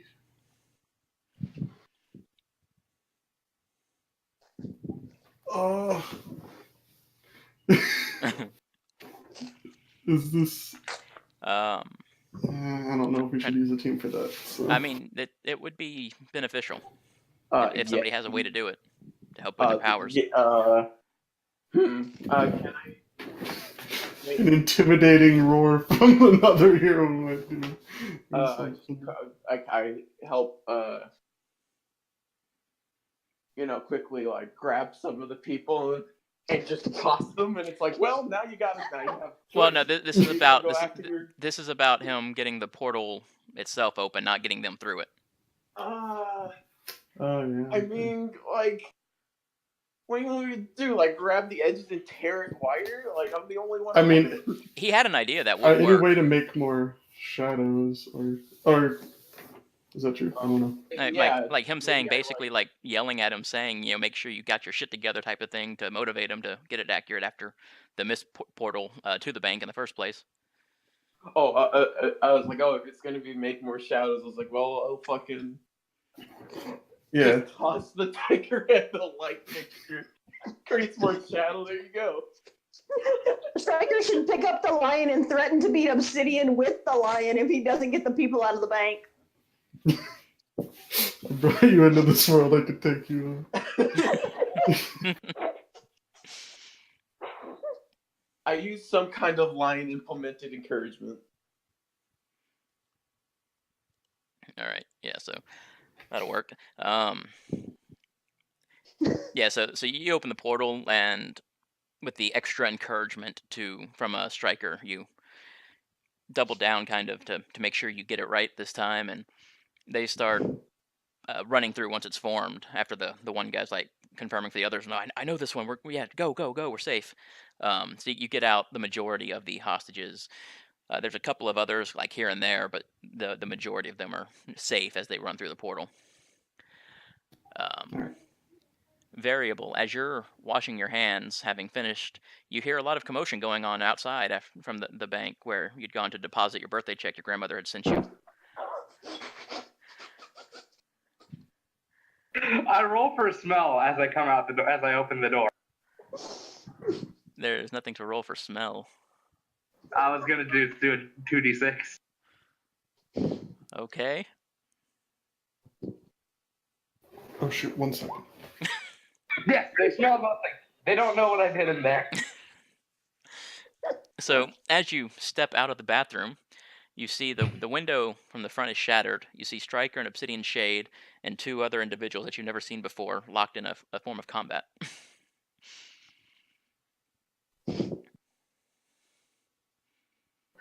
Oh shit! I pull my domino mask out of my pocket and just run over to Stryker. What's going on? Bang high, get him. He points at the guy who's like starting to get his shit back together.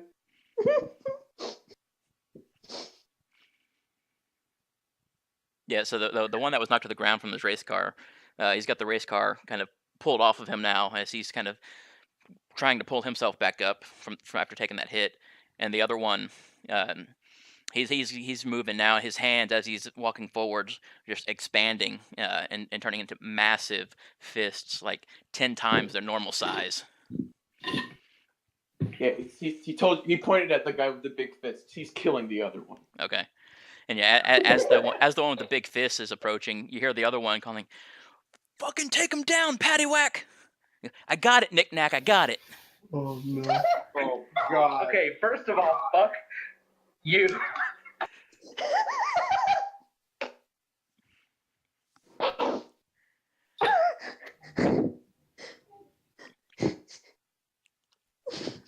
So, variable, what are you gonna do? I forgot what I was gonna do. God damn it! You can't throw shit like that at us. We need a minute. God damn it.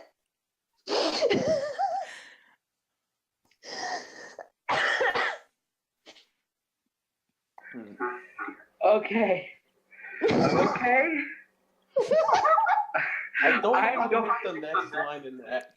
I think you're missing the most important question here. Where's the Where dog? is the dog and who is the bone?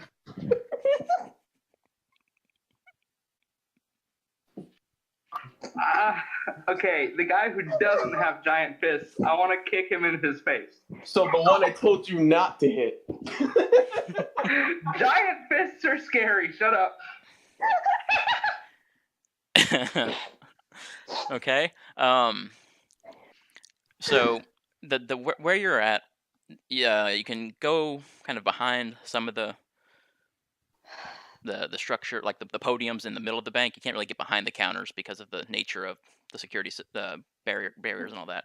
But you would have to either try to run past the guy with the big fists, or run around kind of wide the other way, where there is a lion now correcting itself and bringing itself upright. So big fist, lion, or try to get in between both of them and hope they both don't hit you. I'm gonna hope my luck holds out, and the line's not 100% up yet, so I guess that's semi-safe. Okay, so you make a break trying to get past the lion as it pulls itself up. You manage to get past as he uprights himself, but he does claw slash at your backside as you run by. Roll to take a powerful blow. I'm not fucking helping you. I couldn't have made that shit more clear. Yeah, so as you're running, and right when the line's about to connect, you slip on some of the water that V blasted. It knocks you to the ground. It kind of spins you out of the way before you manage to pull yourself upright as the lion just swifts air as you continue running at the knick-knack as he's pulling himself up. Go ahead and roll to directly engage. I'm more angry that you didn't get hit than happy that you succeeded. Did you come up with the names first or the powers first, and then it was just perfect? Yes. Okay. God damn it. It was kind of at the same thing that's why. at the same time, you know? Mm. Okay, so as you move in to try to kick him in the face, he grabs one of the baubles off of his shirt and slams it to the ground, and the Eiffel Tower just expands, and the point of it pierces into your chest, knocking you back through the air. Roll to take a powerful blow.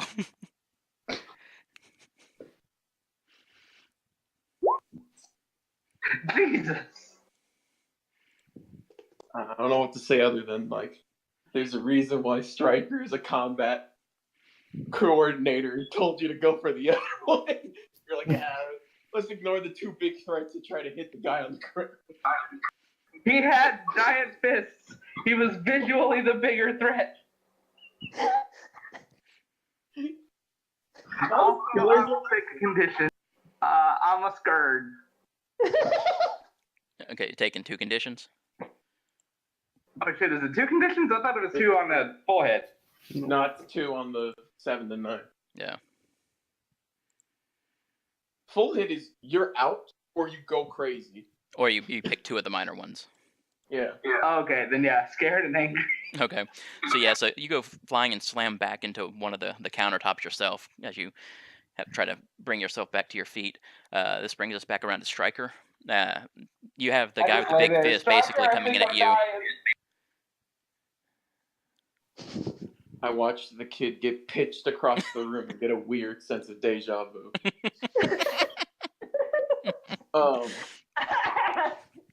Well, sadly, because he didn't do something about the big guy, he's gonna have to instead of venting his anger properly. Which means the only recourse is to get twice as angry as he hits this man. and I want to do Bull in the China Shop as he fucking reels back, connects with this dude's rib cage, and punch him so hard he gets pitched into the ground and it shatters, causing even more destruction to this poor fucking bank's floor. Okay. Okay, can I keep the good streak of? Yeah, it's still pretty good.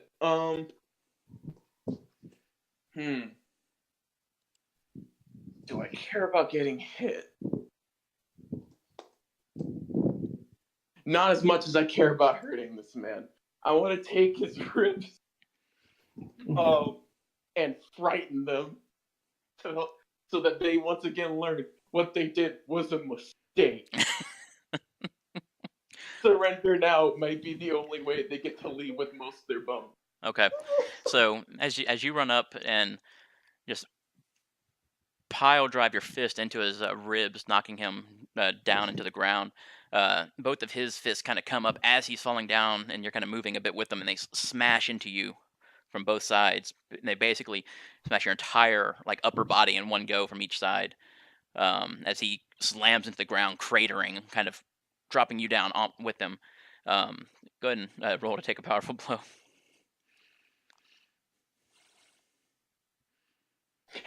Eat shit, motherfucker!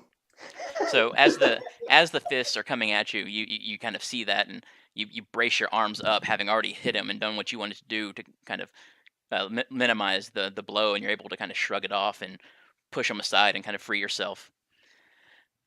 This brings us. Even harder. This is a fucking extra point of don't even try, kid. And yeah, and the ground's kind of cratered underneath him a bit, as he's just kind of. How's his friend looking? I mean, his friend is back on his feet after Eiffel Towering variable. I mean, after watching his other friend almost die. No, you can't see their faces. I can tell fear from places other than faces. How many times must I do this to elicit the response I want? They can stand. I've failed. Yeah, I mean, he's still upright and everything. He looks like he's not sure, like, who he should go after, though. Like, he's indecisive at the moment for his next course of action. All right, I'll settle for now. Fee, you've just been smashed through the window and lying out on the sidewalk I'm gonna spring back up to my feet and with a boat on top of you. Yeah, I'm gonna use the water to help me move the boat off of myself. Okay. And then I'm gonna spring back up to my feet, and I would like to charge up my power so I can use some burn on my next power. Go ahead and roll my next that. go. All right. So roll burn. Let's see what I got. Oh yeah, baby. I got 3. All right, and burn isn't your action if you still wanted to do something. Okay, so now that I have that, I am going to spend 2 burn to overcharge a massive fucking geyser of water at the motherfucker that threw a boat at me. That's fair. Okay. It's like, you're gonna throw a boat at me? That's fine. I'm going to shoot all of the water that I could possibly get out of the atmosphere into your face. Okay. Have it carry the boat. Throw the same boat back at him. So, let's see. I'm guessing that would be freak. I mean, Yeah, you take it. overcharged Yeah, you take a succeed. 10 for it. You take a full hit. Oh. Yeah. Yeah. And so you're just kind of like Hadoukening at him from in front of you. Yes. Okay. Yes. Just all the water, just a straight fucking tower of water out of my hands, just into his face, into Okay. his chest, with as much force as I can possibly have it. Okay. So yeah, so you gather up a large amount of water from the atmosphere, and from some of the street vendor on the side, like their bottles of water that they're selling just kind of rupture and join in, and this huge kind of ball of water forming in front of you that you just unleash in a torrential geyser as it flies through the air and just slams into him, um, hitting him in the head and up to about mid chest. As it lifts him off his feet and smashes him back into kind of like the plexiglass in the countertop there, just pinning him in place as the water continues to pour into him.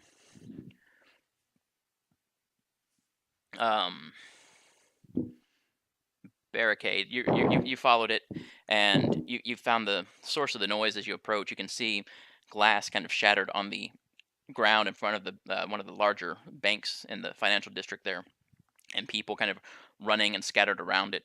There's no sign of police, but as you approach, you do see a figure standing on the roof, kind of hands at his side, like kind of energy glowing and pouring out of it, as the front of the bank looks to be intact, but there's broken glass around it. And this energy he's doing seems to hit from where he's at and kind of cascade over the walls. I'm not really sure what he's doing, but the glass doesn't line up with the picture you see of the bank itself or the people kind of panicking around it. And there's also a boat on the sidewalk in front of it. I'm taking the boat. That's my souvenir. Alright, I'm going to assess the situation then. Okay. Alrighty. Okay. These. Okay. Now it factors in this little +1 I have here already, right? I don't put that into the situational bonus. When I click the die, it says situational bonus or penalty. Yeah, you leave that blank for now. Fantastic. Okay. So I guess I can ask 2 questions? I mean, you can ask. Well, I have a thing called be mindful of your surroundings. When you assess the situation before entering into a fight, you may ask one additional question even on a miss. Okay, so you get 1 question then, because that's a miss. So. Okay.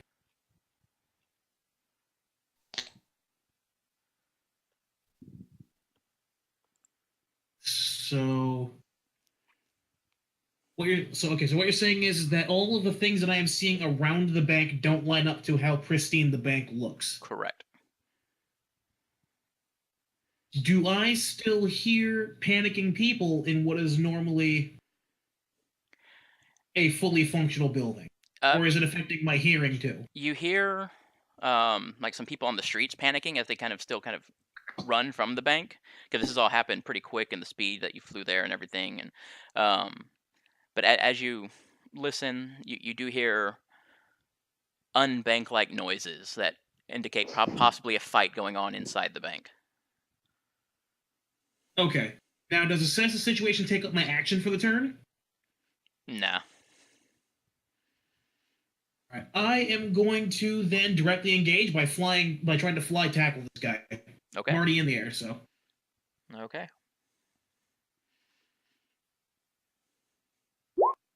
That's going to be a shameful miss. Yeah, as you go flying in to attack him, as you get closer. God, it continues. And feel it right in front of Stryker. Well, he doesn't see you. You're inside. He's outside. There's someone outside of the building Yeah, also being a problem? this is on top of the bank. Yeah, I thought he was the guy. Never mind. Yeah. As you approach, the guy shooting like the energy out of his hands down and is cascading over the walls of the bank.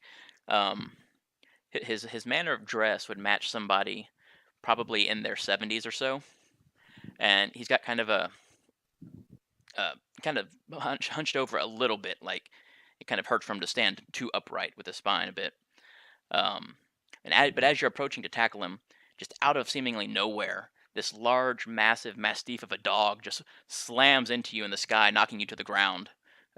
Claws trying to dig into your flesh as it tries to bite your arm, as it knocks you off target and smashing you onto the roof behind the guy. Roll to take a powerful blow. Oh, good. This one I hit. That's great. Awesome. Oh, good.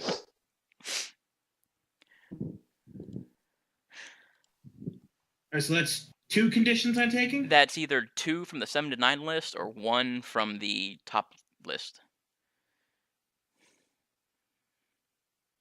I only have 5 conditions. I have afraid, angry, guilty, insecure, and hopeless. Well, yeah, if you look on Take a Powerful Blow, on a 10 plus, you can either choose the you remove yourself from the situation, you flee, pass out type of thing, or you lose control of yourself and your powers in a terrible way, or you can pick 2 from the minor list underneath that, where you can struggle past the pain, marking 2 conditions, give ground, giving your opposition an opportunity. And you don't have a teammate around to lash out at, so you can't really pick that one. Right now. Here we go.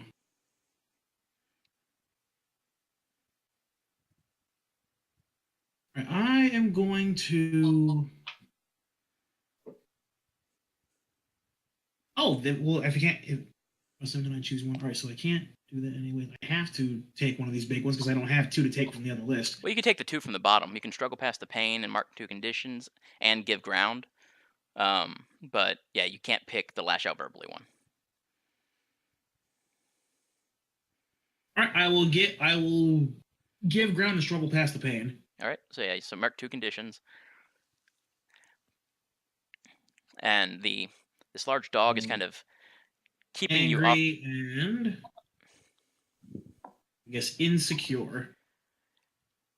Yeah, it's kind of the large dog isn't really hurting you so much as just keeping you off balance and distracting you from the other person on the roof there. But as you slam into the roof, he kind of stops what he's doing and lets go of the energy that he's producing as it fades away from the building. And he turns to see you and just like, oh shit, and like kind of runs to the edge of the building and just you see him kind of like just jump off and down. Back inside Obsidian Shade, you've got everybody that was there out. There's still a couple of people that have pulled into other corners, but they're mostly out of the way of the fight itself. Mm-hmm. You've got one of the guys, Patty Wax, smashed into the ground, kind of cratered in, rasping for air, not even gasping, but just like wincing in pain and like barely able to breathe, it seems like. And the other one is pinned up against the plexiglass, being held in place by a powerful geyser of water, as you see Variable is there in the room now as well, and Stryker is just looking kind of angrier than you've seen him in a while, even from the waterboarding you did on the park at the boardwalk. Fucking Warpath. Well, man, it's sort of been being taken care of. I don't want to get in anyone's way. I do feel like maybe it's time to just like chain the guy.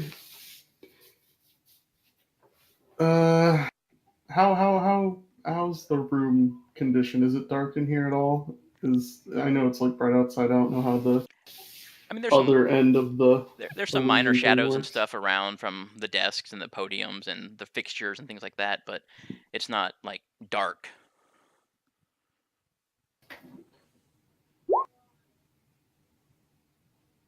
Yeah, I was thinking that.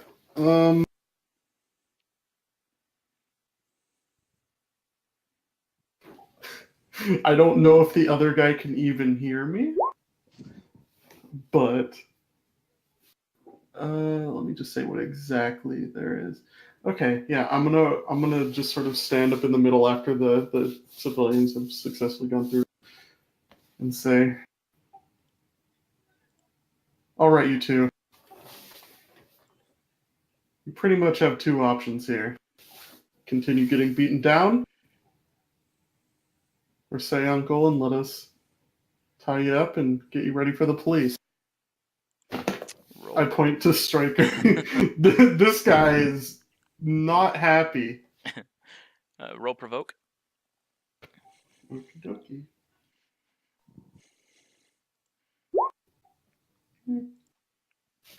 Okay, this is like the first time I've provoked. 7 and 9. Oh, they choose one. Okay. Yeah. Granted, I've been scaring them very. Right. So I think they might their options are probably a lot more clear than usual. Yeah, Paddywhack on the ground. His fists start shrinking down to normal as his arms kind of collapse down on himself as he's just.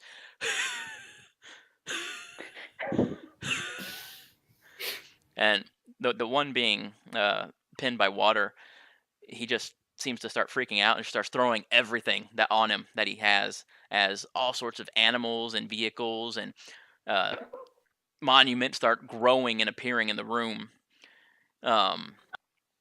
As just a stampede of little dump trucks and cats and penguins and the Sphinx and the Statue of Liberty come charging at all of you. Can I use my powers to make that not happen? Like, just make it so unlikely that they're all duds. Roll to unleash. Which one of those options did they pick? I'm guessing overreact, but I don't know how I get influence in this. They do nothing. They Okay. Lose all of their shit. Yeah. Yeah, basically at that point, if y'all had gotten past all that, then they basically aired and they wouldn't have had no defenses at all. Oh, perfect. Deliver yourself to me. So they throw all of this, and they all still grow and start charging, but wouldn't you know it, just by pure random happenstance, there's like a fluctuation in the field of gravity as everything just kind of like flings to the roof and gets pinned there for some reason. Oh, Nobody's really weird. sure why. But it's You pretty didn't have lucky. to do all that. You could have just given up. I sit up in the rubble where I landed and just yell, "Ha! Fuck you!" Yeah, Fee yells Stryker. out, "This is why we love you, Thomas. This is why we love you." As soon as you say that, you hear a voice coming from like the outside, from where like the glass is broken, and you say, Nick, Knack, Paddywhack, we got. Oh shit! And through the water, the Nick Knack is just, run, old man, run! and so you see old man kind of turn and start like trying to run down the street away from everybody. Can I provoke them? Promote the last guy? You can try. How do you do it? What do you do? Oh, well, I'm gonna use you have a head you don't need. And say, Throw you the can lion choose at to him. run, but you'll never see your friends above the ground again. So now the cards are in his hands. Will he let his friends die, or will he properly surrender himself to the authority? Go ahead and roll. Awesome. Wow, this is the first time in a lot. This is the first time I failed a danger roll. I mean, I have no qualms of failing. Go ahead, run. I'll kill them. I mean, unless anybody wanted to help. As soon as Fee notices someone running away from the scene, given that she's sort of straddling the line between in the bank and out of the bank, Yeah. she's going to try to utilize her powers, at the very least, to trip him up and slow him down so that the rest of them can get out here and help her subdue him. Now, is the guy running the guy that was on the roof a second ago? Yeah. Actually, hold on. Can I? Yes? Well, Okay. well, go on. I was gonna say, I can call up a fast protective shield by using a burn. Can I surround him in a bubble of water to keep him from moving? Yeah, that'd be the By wall. that That'd be same the wall shield? one. Or a moat. Actually, question. Even better. I'll do that. Like, also, can I just take advantage of the critical opportunity given to make this guy realize if he leaves, his friends don't have defenses anymore, because he sees, weirdly up on the wall, all their weapons, which doubles the threat of, yeah, he can and will hurt them because they can't defend themselves. I mean, I just need a definitive. So Yeah, I'm gonna use my one burn, and Well, I was I'm gonna gonna say, create even if you don't want to use the burn, like Just something to definitively qualify as using team to move that 6 to a 7. I mean, hit him a bit harder. Maybe his pain screams will Well, affect his. if I see him get hit with the water, I can use my ice breath to freeze it. He could just trip. So, I mean, well, I was just thinking that the water would intimidate him, that we have him trapped. Well, because mode's its own thing, and I mean that would be kind of That's like a turn superseding thing. this is like here. a, Yeah, this is just like a Yeah. quick help, basically. Do you adjust the water pressure so that it's at one point, as opposed to all over his body? Yeah, okay. So, Just yeah, just burn a hole through this guy's hand. Okay. No. So as you do that, and the pressure increases on one point, just below his neck, at like his clavicle area. Oh God! Why? He just lets out like this like very loud shriek, in which, hearing that after he turned to run, and then hearing what Stryker said, old man just kind of freezes in place and stops and whistles, and when he does, up top, Barricade, the dog on you, like kind of disengages and leaps over the edge of the roof as well. Can I try to intercept the dog? Yeah, go ahead and directly engage. Nope. Good. Let's have the surrender actually properly work. I think that's what he's doing.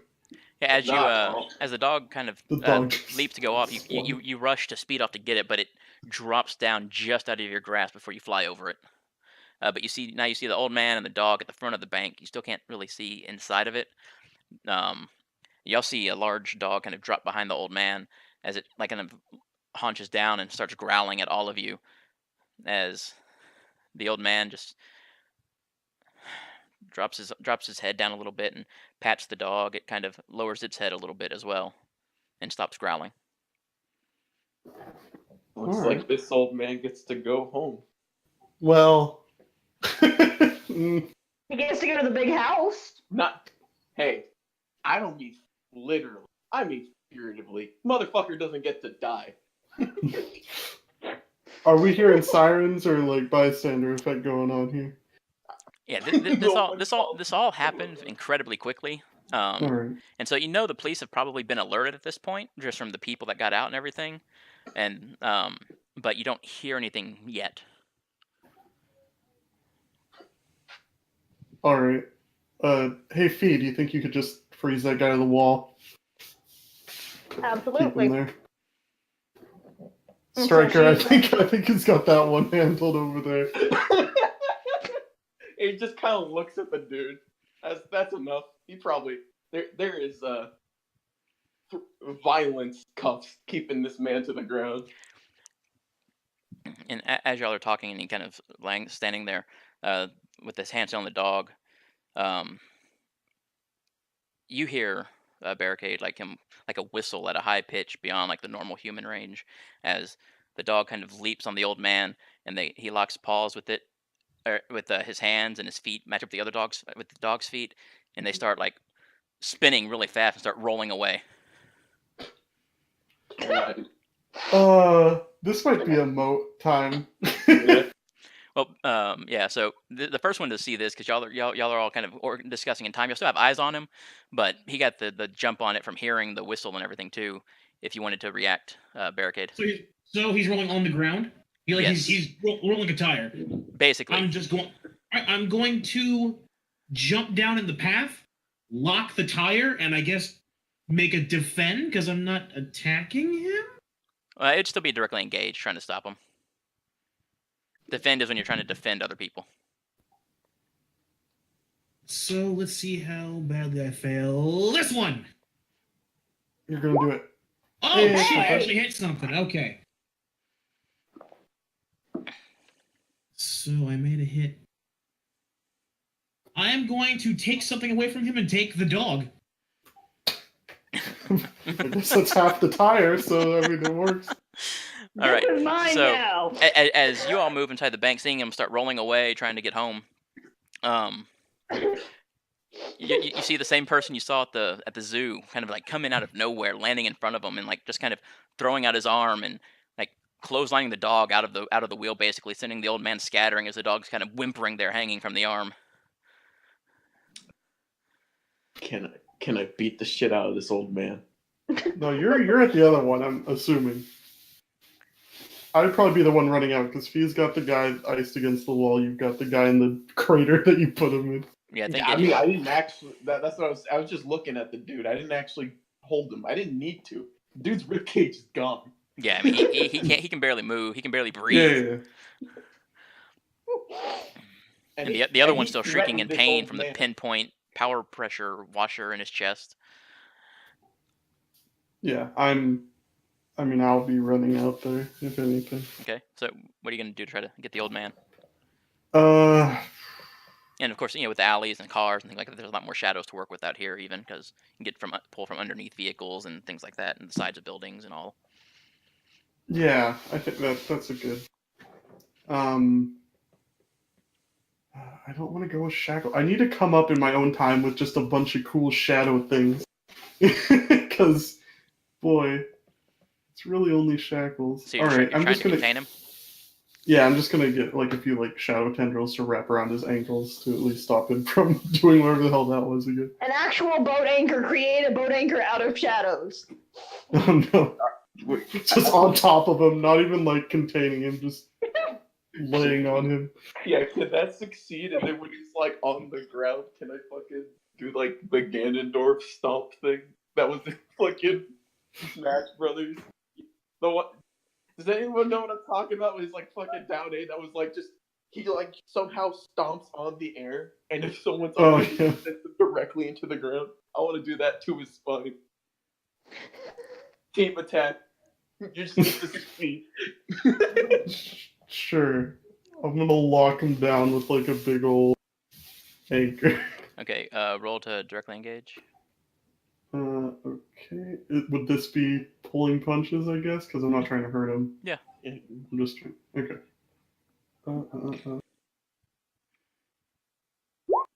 Oof, yeah. Yeah, Wow, so this guy's getting grounded real fast. and as he kind of like skidded to the ground and starts trying to pull himself up, just a bunch of shadows from underneath some of the cars nearby kind of whip around up into the air and form into this anchor above him and just kind of like drops on him. And when it does, it slams into his back, pancaking him to the ground on his stomach pin there. Barricade, as you've got the dog kind of hanging limp in your arms. It seemed to have kind of lost its fight from the hit it took at the speed and the strength of your arm and everything. That's when you see the same shadow individual you saw at the zoo kind of come out of the bank and stop the old man from getting away. I give a little wave. I'm gonna wave and I'm gonna pet the dog. What's gonna eat you? Yeah, the dog's alive, but it definitely is not in a fighting mind right now. I'm just gonna look at the dog. There, the fight's over. We're gonna take you to, I don't know, the pound, I guess? Too bad. Well, and as a few moments pass as you're petting it and the fight's clearly done, like it starts shrinking and it turns into like from this massive, like evil looking Mastiff into this tiny little Pomeranian. Guys, I think we need a team pet. A new Well, team pet, that is. Yeah. Yes, we don't have Mr. Pinchy anymore. At this point, you can hear sirens kind of approaching. Damn it, cuffs are too close. To Ganondorf him. Oh, I want to so bad. Can't cripple this guy because cops are coming. Yes. Hey, I I like it. learned the lesson. Didn't go so great the first couple times.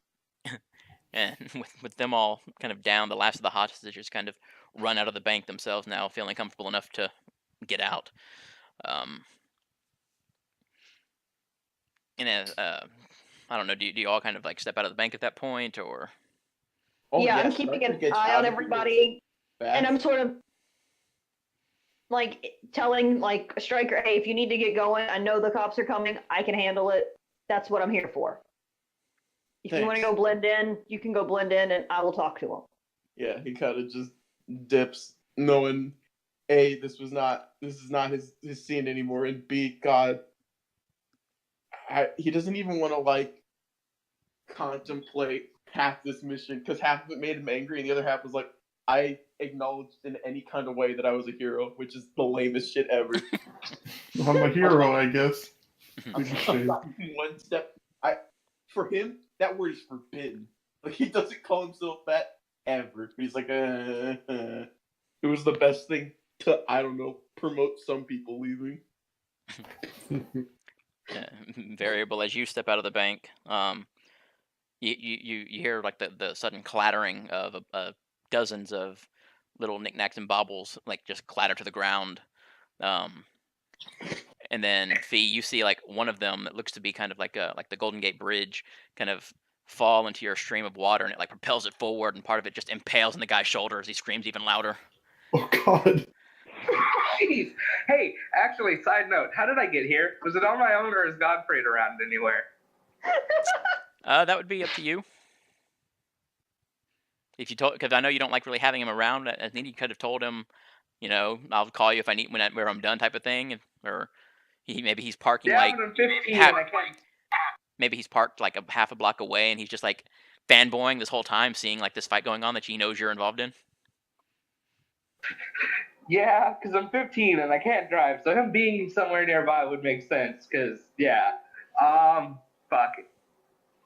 Yeah, he's nearby, and I'm gonna leave whether or not he runs up to you. Okay. Yeah, I don't think he would run up because he would know not to interfere, type of thing. But he's definitely watching now, or been watching after he saw something odd going on, and you'll hear about it later. I'm gonna grab him a souvenir. I don't care, whatever little knickknack is closest to me. Okay. So you grab a little Buddha off the ground. Oh shit! Was that turned into the actual Buddha? It turned into a large Buddha. Like an animated I'm gonna larger throw Buddha. inner peace at you. Now what, bitch? But yeah, and as you step outside, you all see Barricade Men there as well. I wave and say, "Thanks for the help." And he's holding a little Pomeranian now, petting it. I'm Fee. You helped us before. We didn't get your name. I really haven't come up with one yet, actually. I've just kind of been winging it. It's me. Answer. Go. Oh, okay. Sometimes that works. Just put someone on the spot to come up with stuff. Well, regardless of the fact that you don't have a name, we thank you for your help. You definitely made sure that this didn't get out of hand. Well, for the most part, it's what I'm here for. And likewise, I appreciate your help with the zoo. Sorry, I thought that you guys were villains. It happens. It did pop out of nowhere. It's okay. Out of a super evil looking portal. Just putting that out there. I get it. That would not be that's not me. Take it up with our dear friend over there. I just sort of give like a head nod towards Obsidian. I mean, I'm assuming I'm here because I was. Yeah, unless you left. Swamping this man. To my knowledge, the only one that left the scene was Stryker because of the police coming. Mm-hmm. Yeah. Listen, I would stay in chat, but I injured this dog and I had to take him to a vet. So it was nice to meet everybody, but I've got to go. And then I fly into the air as fast as possible and take off towards a vet. By this point, I finally catch up. Wait, fuck! I wanted to pet the dog. One day, my sweet. Yeah, so he flies up and heads away with the dog. Are you still pressure washing, pinning the guy to the?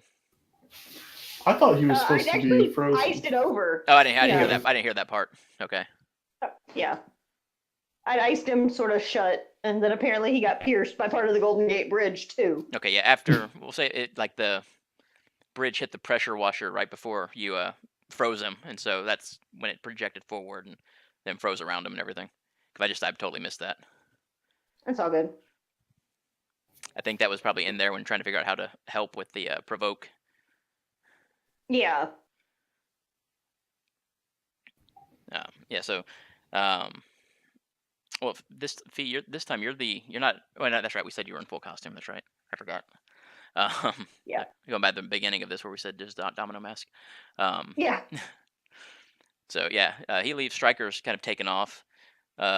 Variable, are you gonna head to your car? Are you gonna wait for the police and everything, or?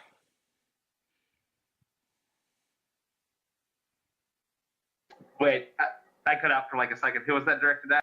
Oh, I was gonna say like variable if you were gonna take off, like go to your car and everything, or wait with Obsidian and Fee for the police, or what are you doing? I really don't want to because I know I'm about to get an earful.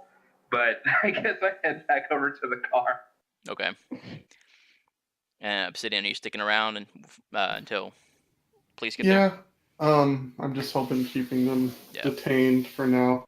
Yeah. If possible, I will just sort of offer a hand to any of the people still inside, get them into a non-glass filled place.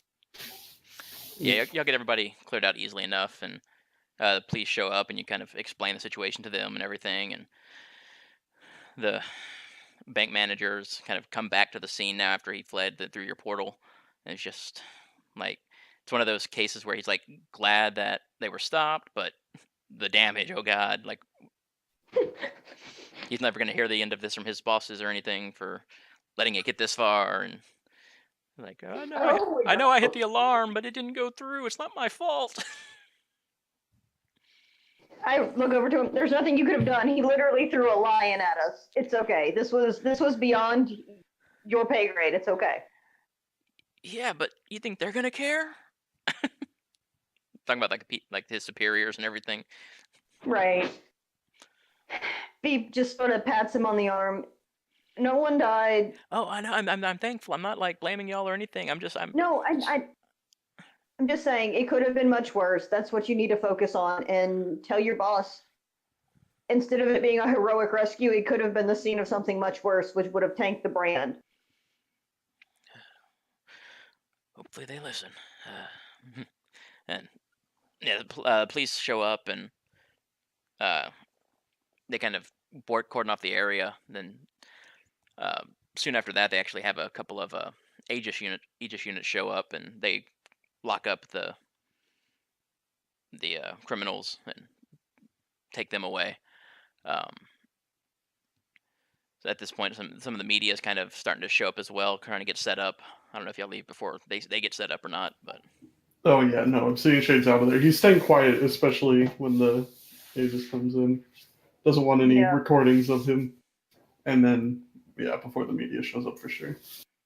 Fee acts as the intermediary between the Aegis and then ducks out as soon as she starts to see the cameras getting set up. Okay. So yeah, y'all all clear out. They take over the scene, and everybody's safe and sound at that point. Barricade, you find a vet and drop it off. They ask, they're gonna keep the dog overnight, and if you wanted to come back for him later, or if you're just saying like you found a stray kind of thing. I don't know what your story is to him. Oh, considering I'm still in costume, I'm going to tell them it's like, listen, this animal was used and abused in the execution of a bank robbery, and unfortunately, he was injured while we were trying to stop that robbery. Please tell me there's something you can do for him. Oh, yeah. Well, we'll check them out. We'll definitely make sure anything we can do to help. They take the dog back for testing, X-rays, all that sort of thing to see if what exactly the nature of the injuries. This might take a while. We'll probably need to keep it a day or two at least for just observation. Make sure get all the testing back. Is there a way we can reach you if you want to? I know this is kind of a weird question, but it was me that did it. Can I stay? I mean, can't really stay overnight or anything. You can while we're open, yeah. But I don't think we can really make an exception for that. I'll come back first thing in the morning, okay? Okay. And thank you again. I don't know what I can do for you guys, but I can't pay you. I don't have any money. Don't worry about it. I'm sure everything will be fine. I hope so. Thanks again. I'll be back tomorrow morning. And I head out the door and I take off again. Okay. And like I said, that like before, that whole thing, took maybe 5 to 10 minutes. It was all very quick. Oh yeah. So you're able to get back and finish like the last couple of stops on your delivery route for the end of the day. I'm gonna finish this as quickly as possible. I'm not gonna be as social as I normally am. I'm just gonna get back and contemplate exactly what happened out there. Yeah. Variable, you get in the car and yeah, he's practically bouncing in his seat, like just. He actually has his camera phone out. He's been like recording what he could from the distance. Oh, awesome. I totally forget, what was the driver's name again? Godfrey? Godfrey. That's right. Just, oh, that was exciting, sir. I should have gone in the bank with you. I could have helped. Yeah. Wait, how much did you even see from way over here? Not a whole lot.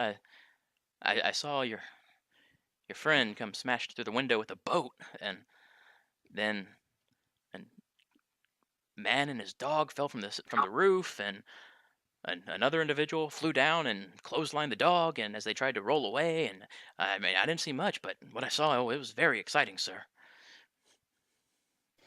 Yeah, it was pretty wild. There was a guy inside who had all this small shit, and then he would throw it at us and make it bigger. I think I got hit with an Eiffel Tower.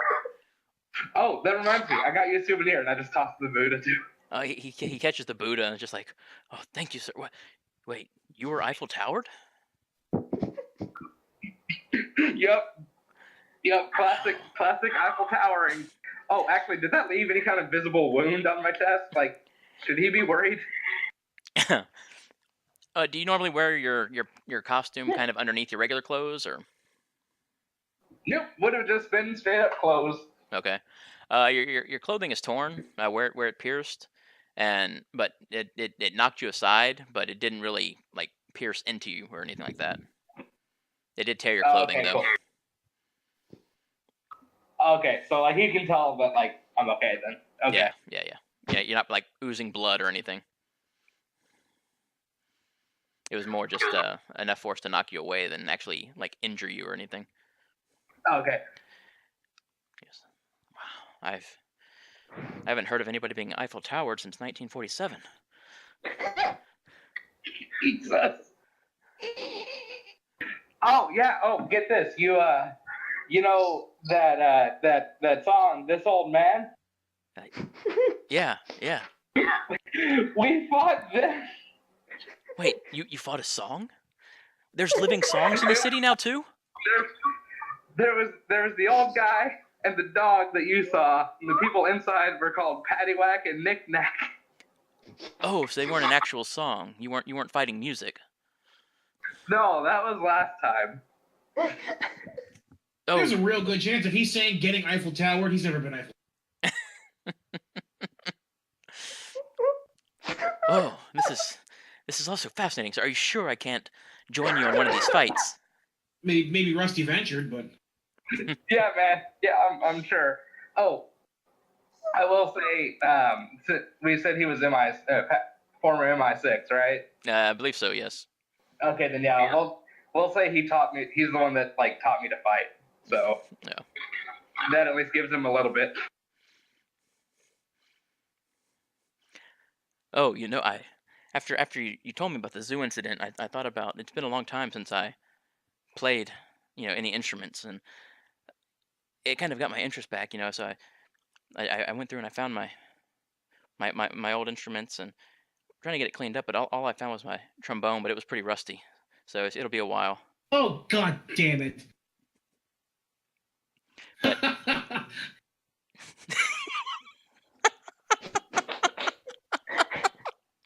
Fuck, I had forgotten that.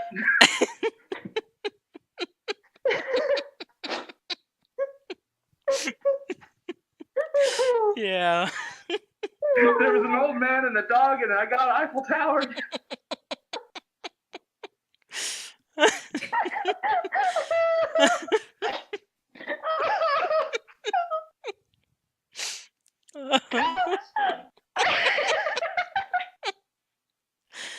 Let's see.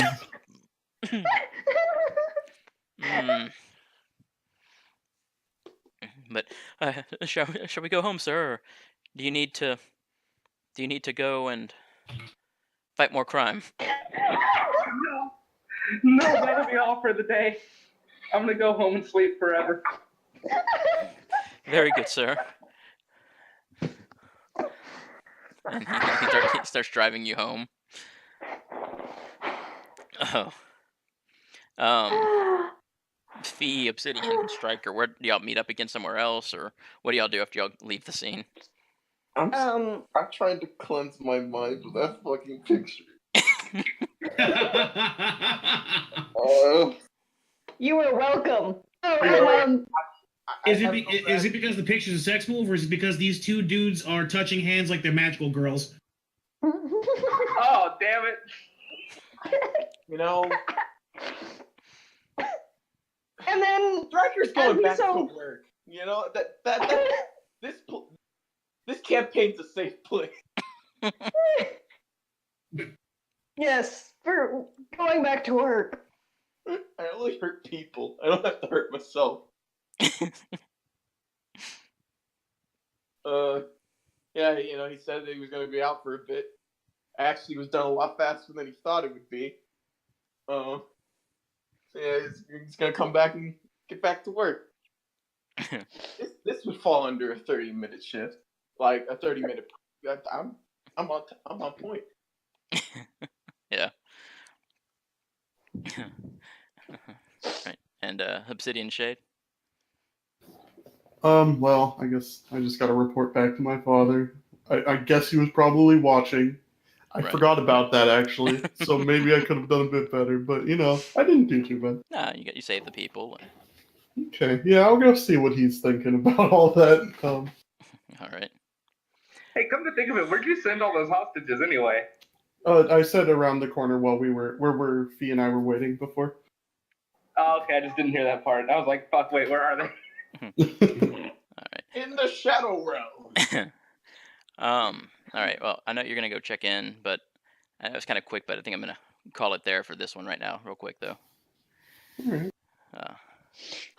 Oh.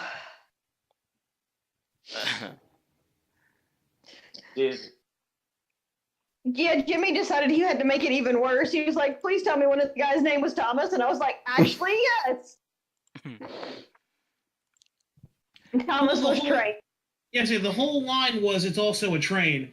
And bonus points if one of the dudes' names is Thomas. Thomas the Tank Engine. Gotcha. I'm gonna grow closer to someone. I don't know who. Just something that gets my mind off of this. The almost dead guy, you got pretty close to him.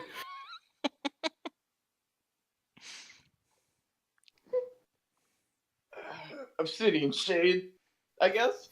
Yeah, I mean, I think you told him to like save the people or whatever and get them out or something like that. You got me to buckle up with a lion threat, so I mean, we coordinated effectively, and he got people out of the way so that I could liberally crush without having to worry of civilian bystanders, since I'm not really good at defending others. all right. Well, I have influence. I know. I'm going to guess your danger's maxed out. Yes. Okay. Well. Superior up?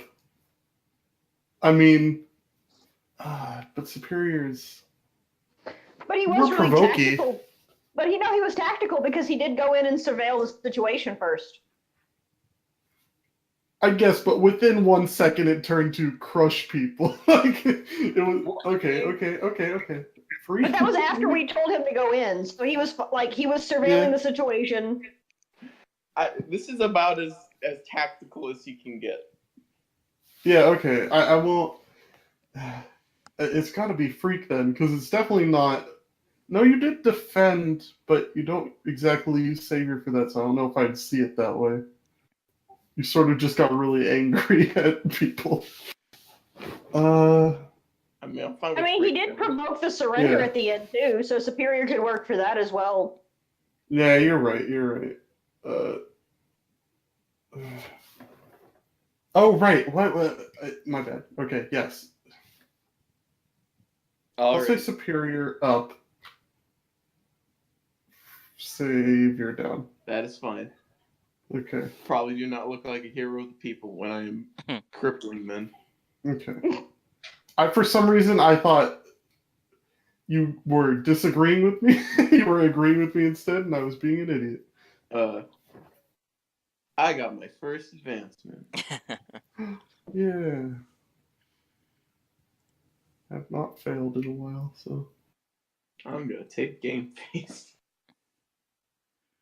Oh, wait, those misses that I rolled, those are all things on the potential meter, right? Yep. Yes. Oh, okay. So Hey, you're folks, good. You should have an advancement by now. Yeah, you should, I'm one away. Really? You got No, you 3 should- last time. yeah, you should and have 2 at this least time. one, unless you've already taken one since you started. I only made, I think, 2 rolls in the last few sessions. Mm. I know you had at You- least 2 in the first one that you showed up in. Yeah. And I think you had, what, 3 today? Yep. Yep. So you should get to choose an advancement. Yeah, you should have 5.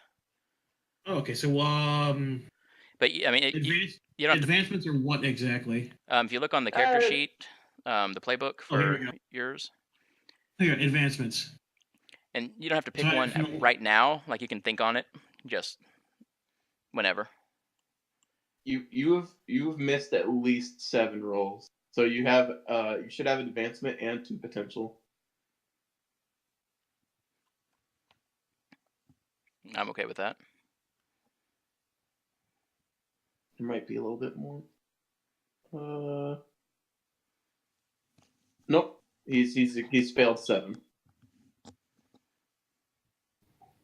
All right, it says I have to either retire from the life, log a label, or become a paragon of the city. Now, pick the first sets there. Like, take a move from your playbook, take a move from your playbook, take a move from another playbook. Go to your playbook sheet where you have all your different powers and everything, not the basic moves. Where it says when you've taken 5 Oh, okay. advances, so that's when you've taken 5 of the ones above. 5 potential points get you 1 advancement. Oh, those 3 advancements were like major advancements. Right. So go above that line on the sheet and pick from one of those.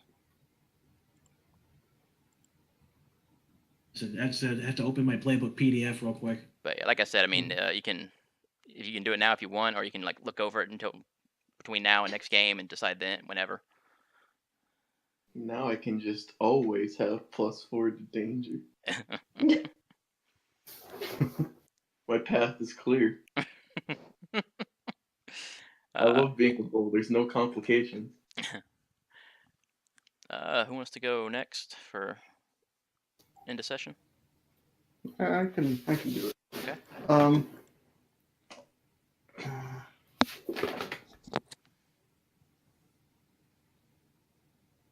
I know I picked it last time, but I sort of have to do it again because I just sort of no. I'll say I grew closer to Stryker. He did technically save me immediately, Not technically. and I then should save you. got me to get my shit together. So Yeah, so if you had kept that 6 on that, what was going to happen was you had opened the portal to the outside, but it was so close to a wall that they would have like ran out and slammed into a wall and like tumbled back into the building. oh no. Oh, that would have been so bad. Well, they would have hurt their faces, or the first one would have, and then at least they wouldn't be like in the wall and just disappear. Well, no, I That wasn't going would've to kill been- them or anything, but they weren't. Yeah, Going, okay. they weren't going to have been cleared from the scene. Yeah. I was just saying, like, if there was ever a time for a villain to take an opportunity and launch a blast at a group of civilians, that would have been the one. Because they would have all been clubbed together and on the floor. Well, that's the darkest timeline, so we don't care about that.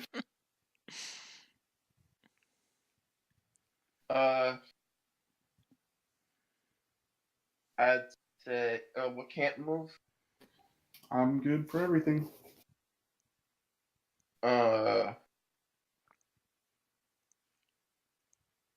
Savior up, superior down. Oof.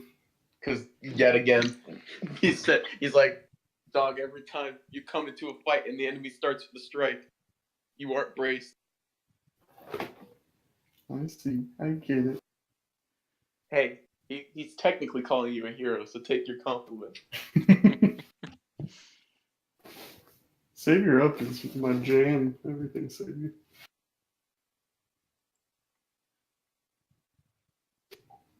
Alright, sweet. Need one more advance or one more potential. All right. I'm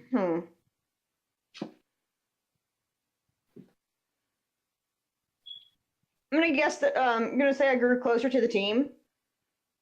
They worked well together this time, like with the exception of her getting taken out by a boat for a moment.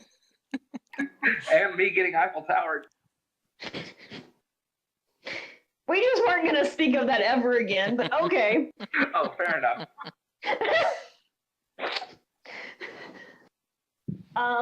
They all seemed to work pretty well together. Everything went like synergized well. No one really got a chance to get away besides the one guy who we didn't know was on the roof, but even he was taken care of really quickly. I'm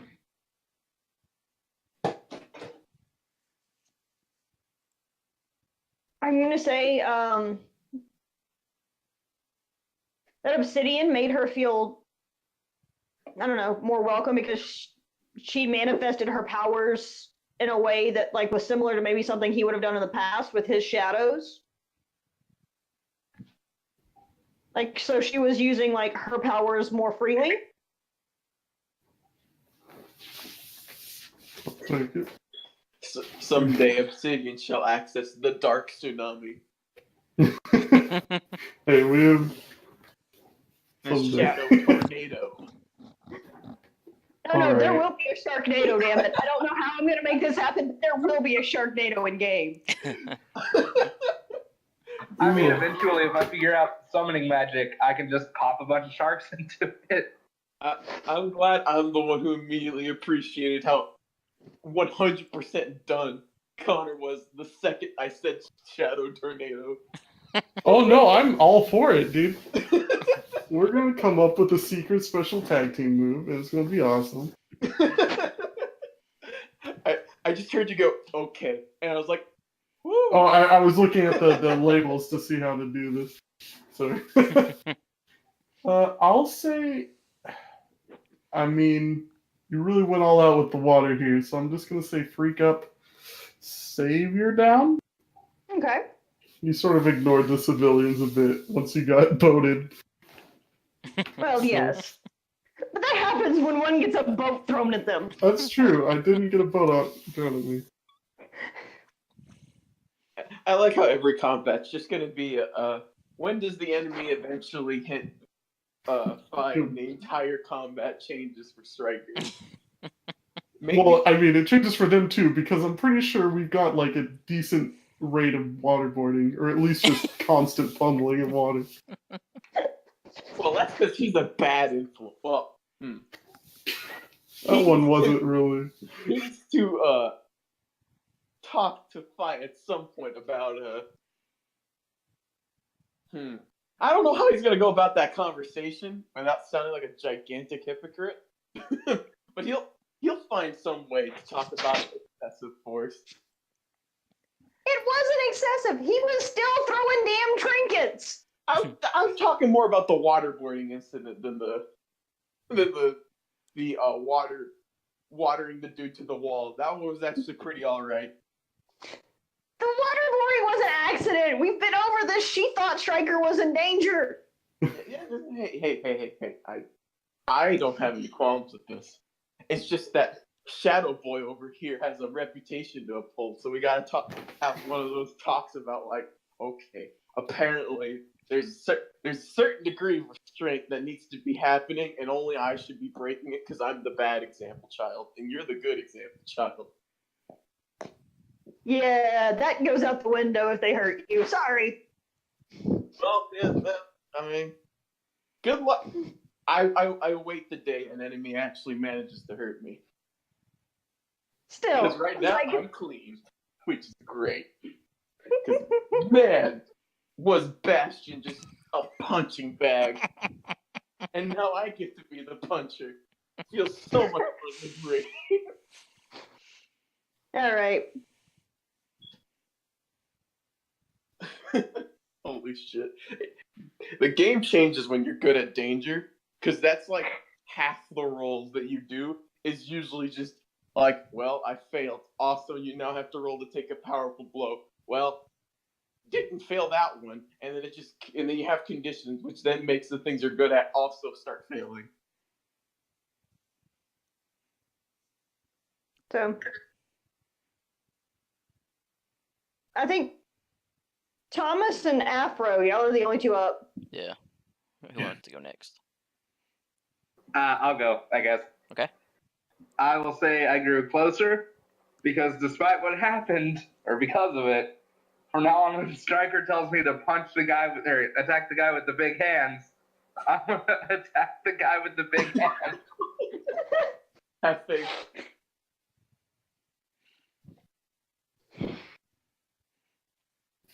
I also really hope like they question like, what were you doing at the bank? Do what? Said I really hope they question you like, why were you even at the bank in the first place? What are your labels like? Let me see. Starting from freak and going down, I'm at 0, danger 1, savior 1, superior -1, and mundane 2. Well, let's bring that superior down to a -2. Yup. Freak up 1, because I mean he's not thinking about it. But what the fuck happened in that fight was exceedingly strange. Of just, well, everything went up into wall. It's like, well, I mean, I'm not going to question it because it allows me easy access to break a man. But in hindsight, that's not how gravity tends to work. Are you sure about that? Not anymore. Obsidian Shade still sort of thinks the guy with all the trinkets did it. Like, hey, surrender. Okay, and they just throws all his weapons into the roof. I don't know what's going on. Yeah, it seems a variable around. The gravity constant somehow gets a question mark at the end. Yeah. All right. And Wyatt? I think I grew closer to the team because at least introductions were made. Right. You got a wave in like a couple sentences. Hey, it's progress. Also, he left, not us. He decided those terms. True. Which To be fair, I did shatter the ribcage of a Pomeranian. Oh, no. That tends to mess with a guy. well, I'm the wrong I'm person. sorry, in our first session, I waterboarded a cancer patient. Shit happened. Yeah, and Stryker like intentionally like ruptured the rib cage of a person, so Yeah, you can reason with a person in a teenage. You can't reason with a Pomeranian. He was just a dog doing dog stuff, trying to make his master feel better. Well, He's gonna go home and Google, am I terrible to animals? Stryker's just like, it's combatant. Sorry, friend. It's clear one of my 3 conditions off of that. which person on the team specifically do you want to pick? I think it was. Oh, it was Fee. She was the only one who actually spoke to me. Okay. All right, I'm going to clear angry. Okay.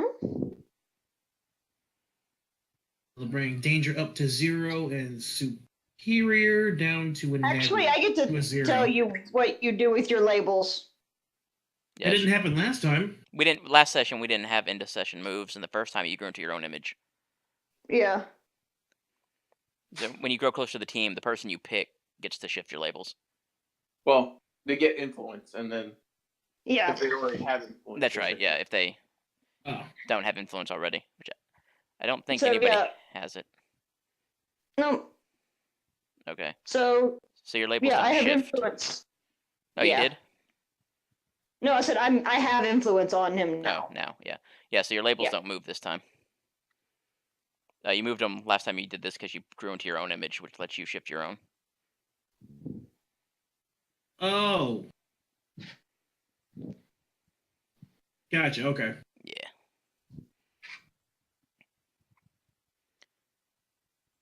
Cool. The 6th look good for everybody then? 2 weeks? Should be. Yeah. Yeah. I think this is the Yeah, 6th. I don't think I've got anything. Yeah. Cool. I know this one was kind of short and everything, but I could have kept it going, but it would have been kind of like a forced type of thing. Yeah, no worries. Oh shit, Yeah. we spotted Jedi. Fine by Good me. ending. What was My that? body's slowly reminding me that I'm actually still sick, so I'm Oh. probably gonna leave like right now. See you guys later. All right. Yeah, have a good one. All right. Thanks for playing. Peace out.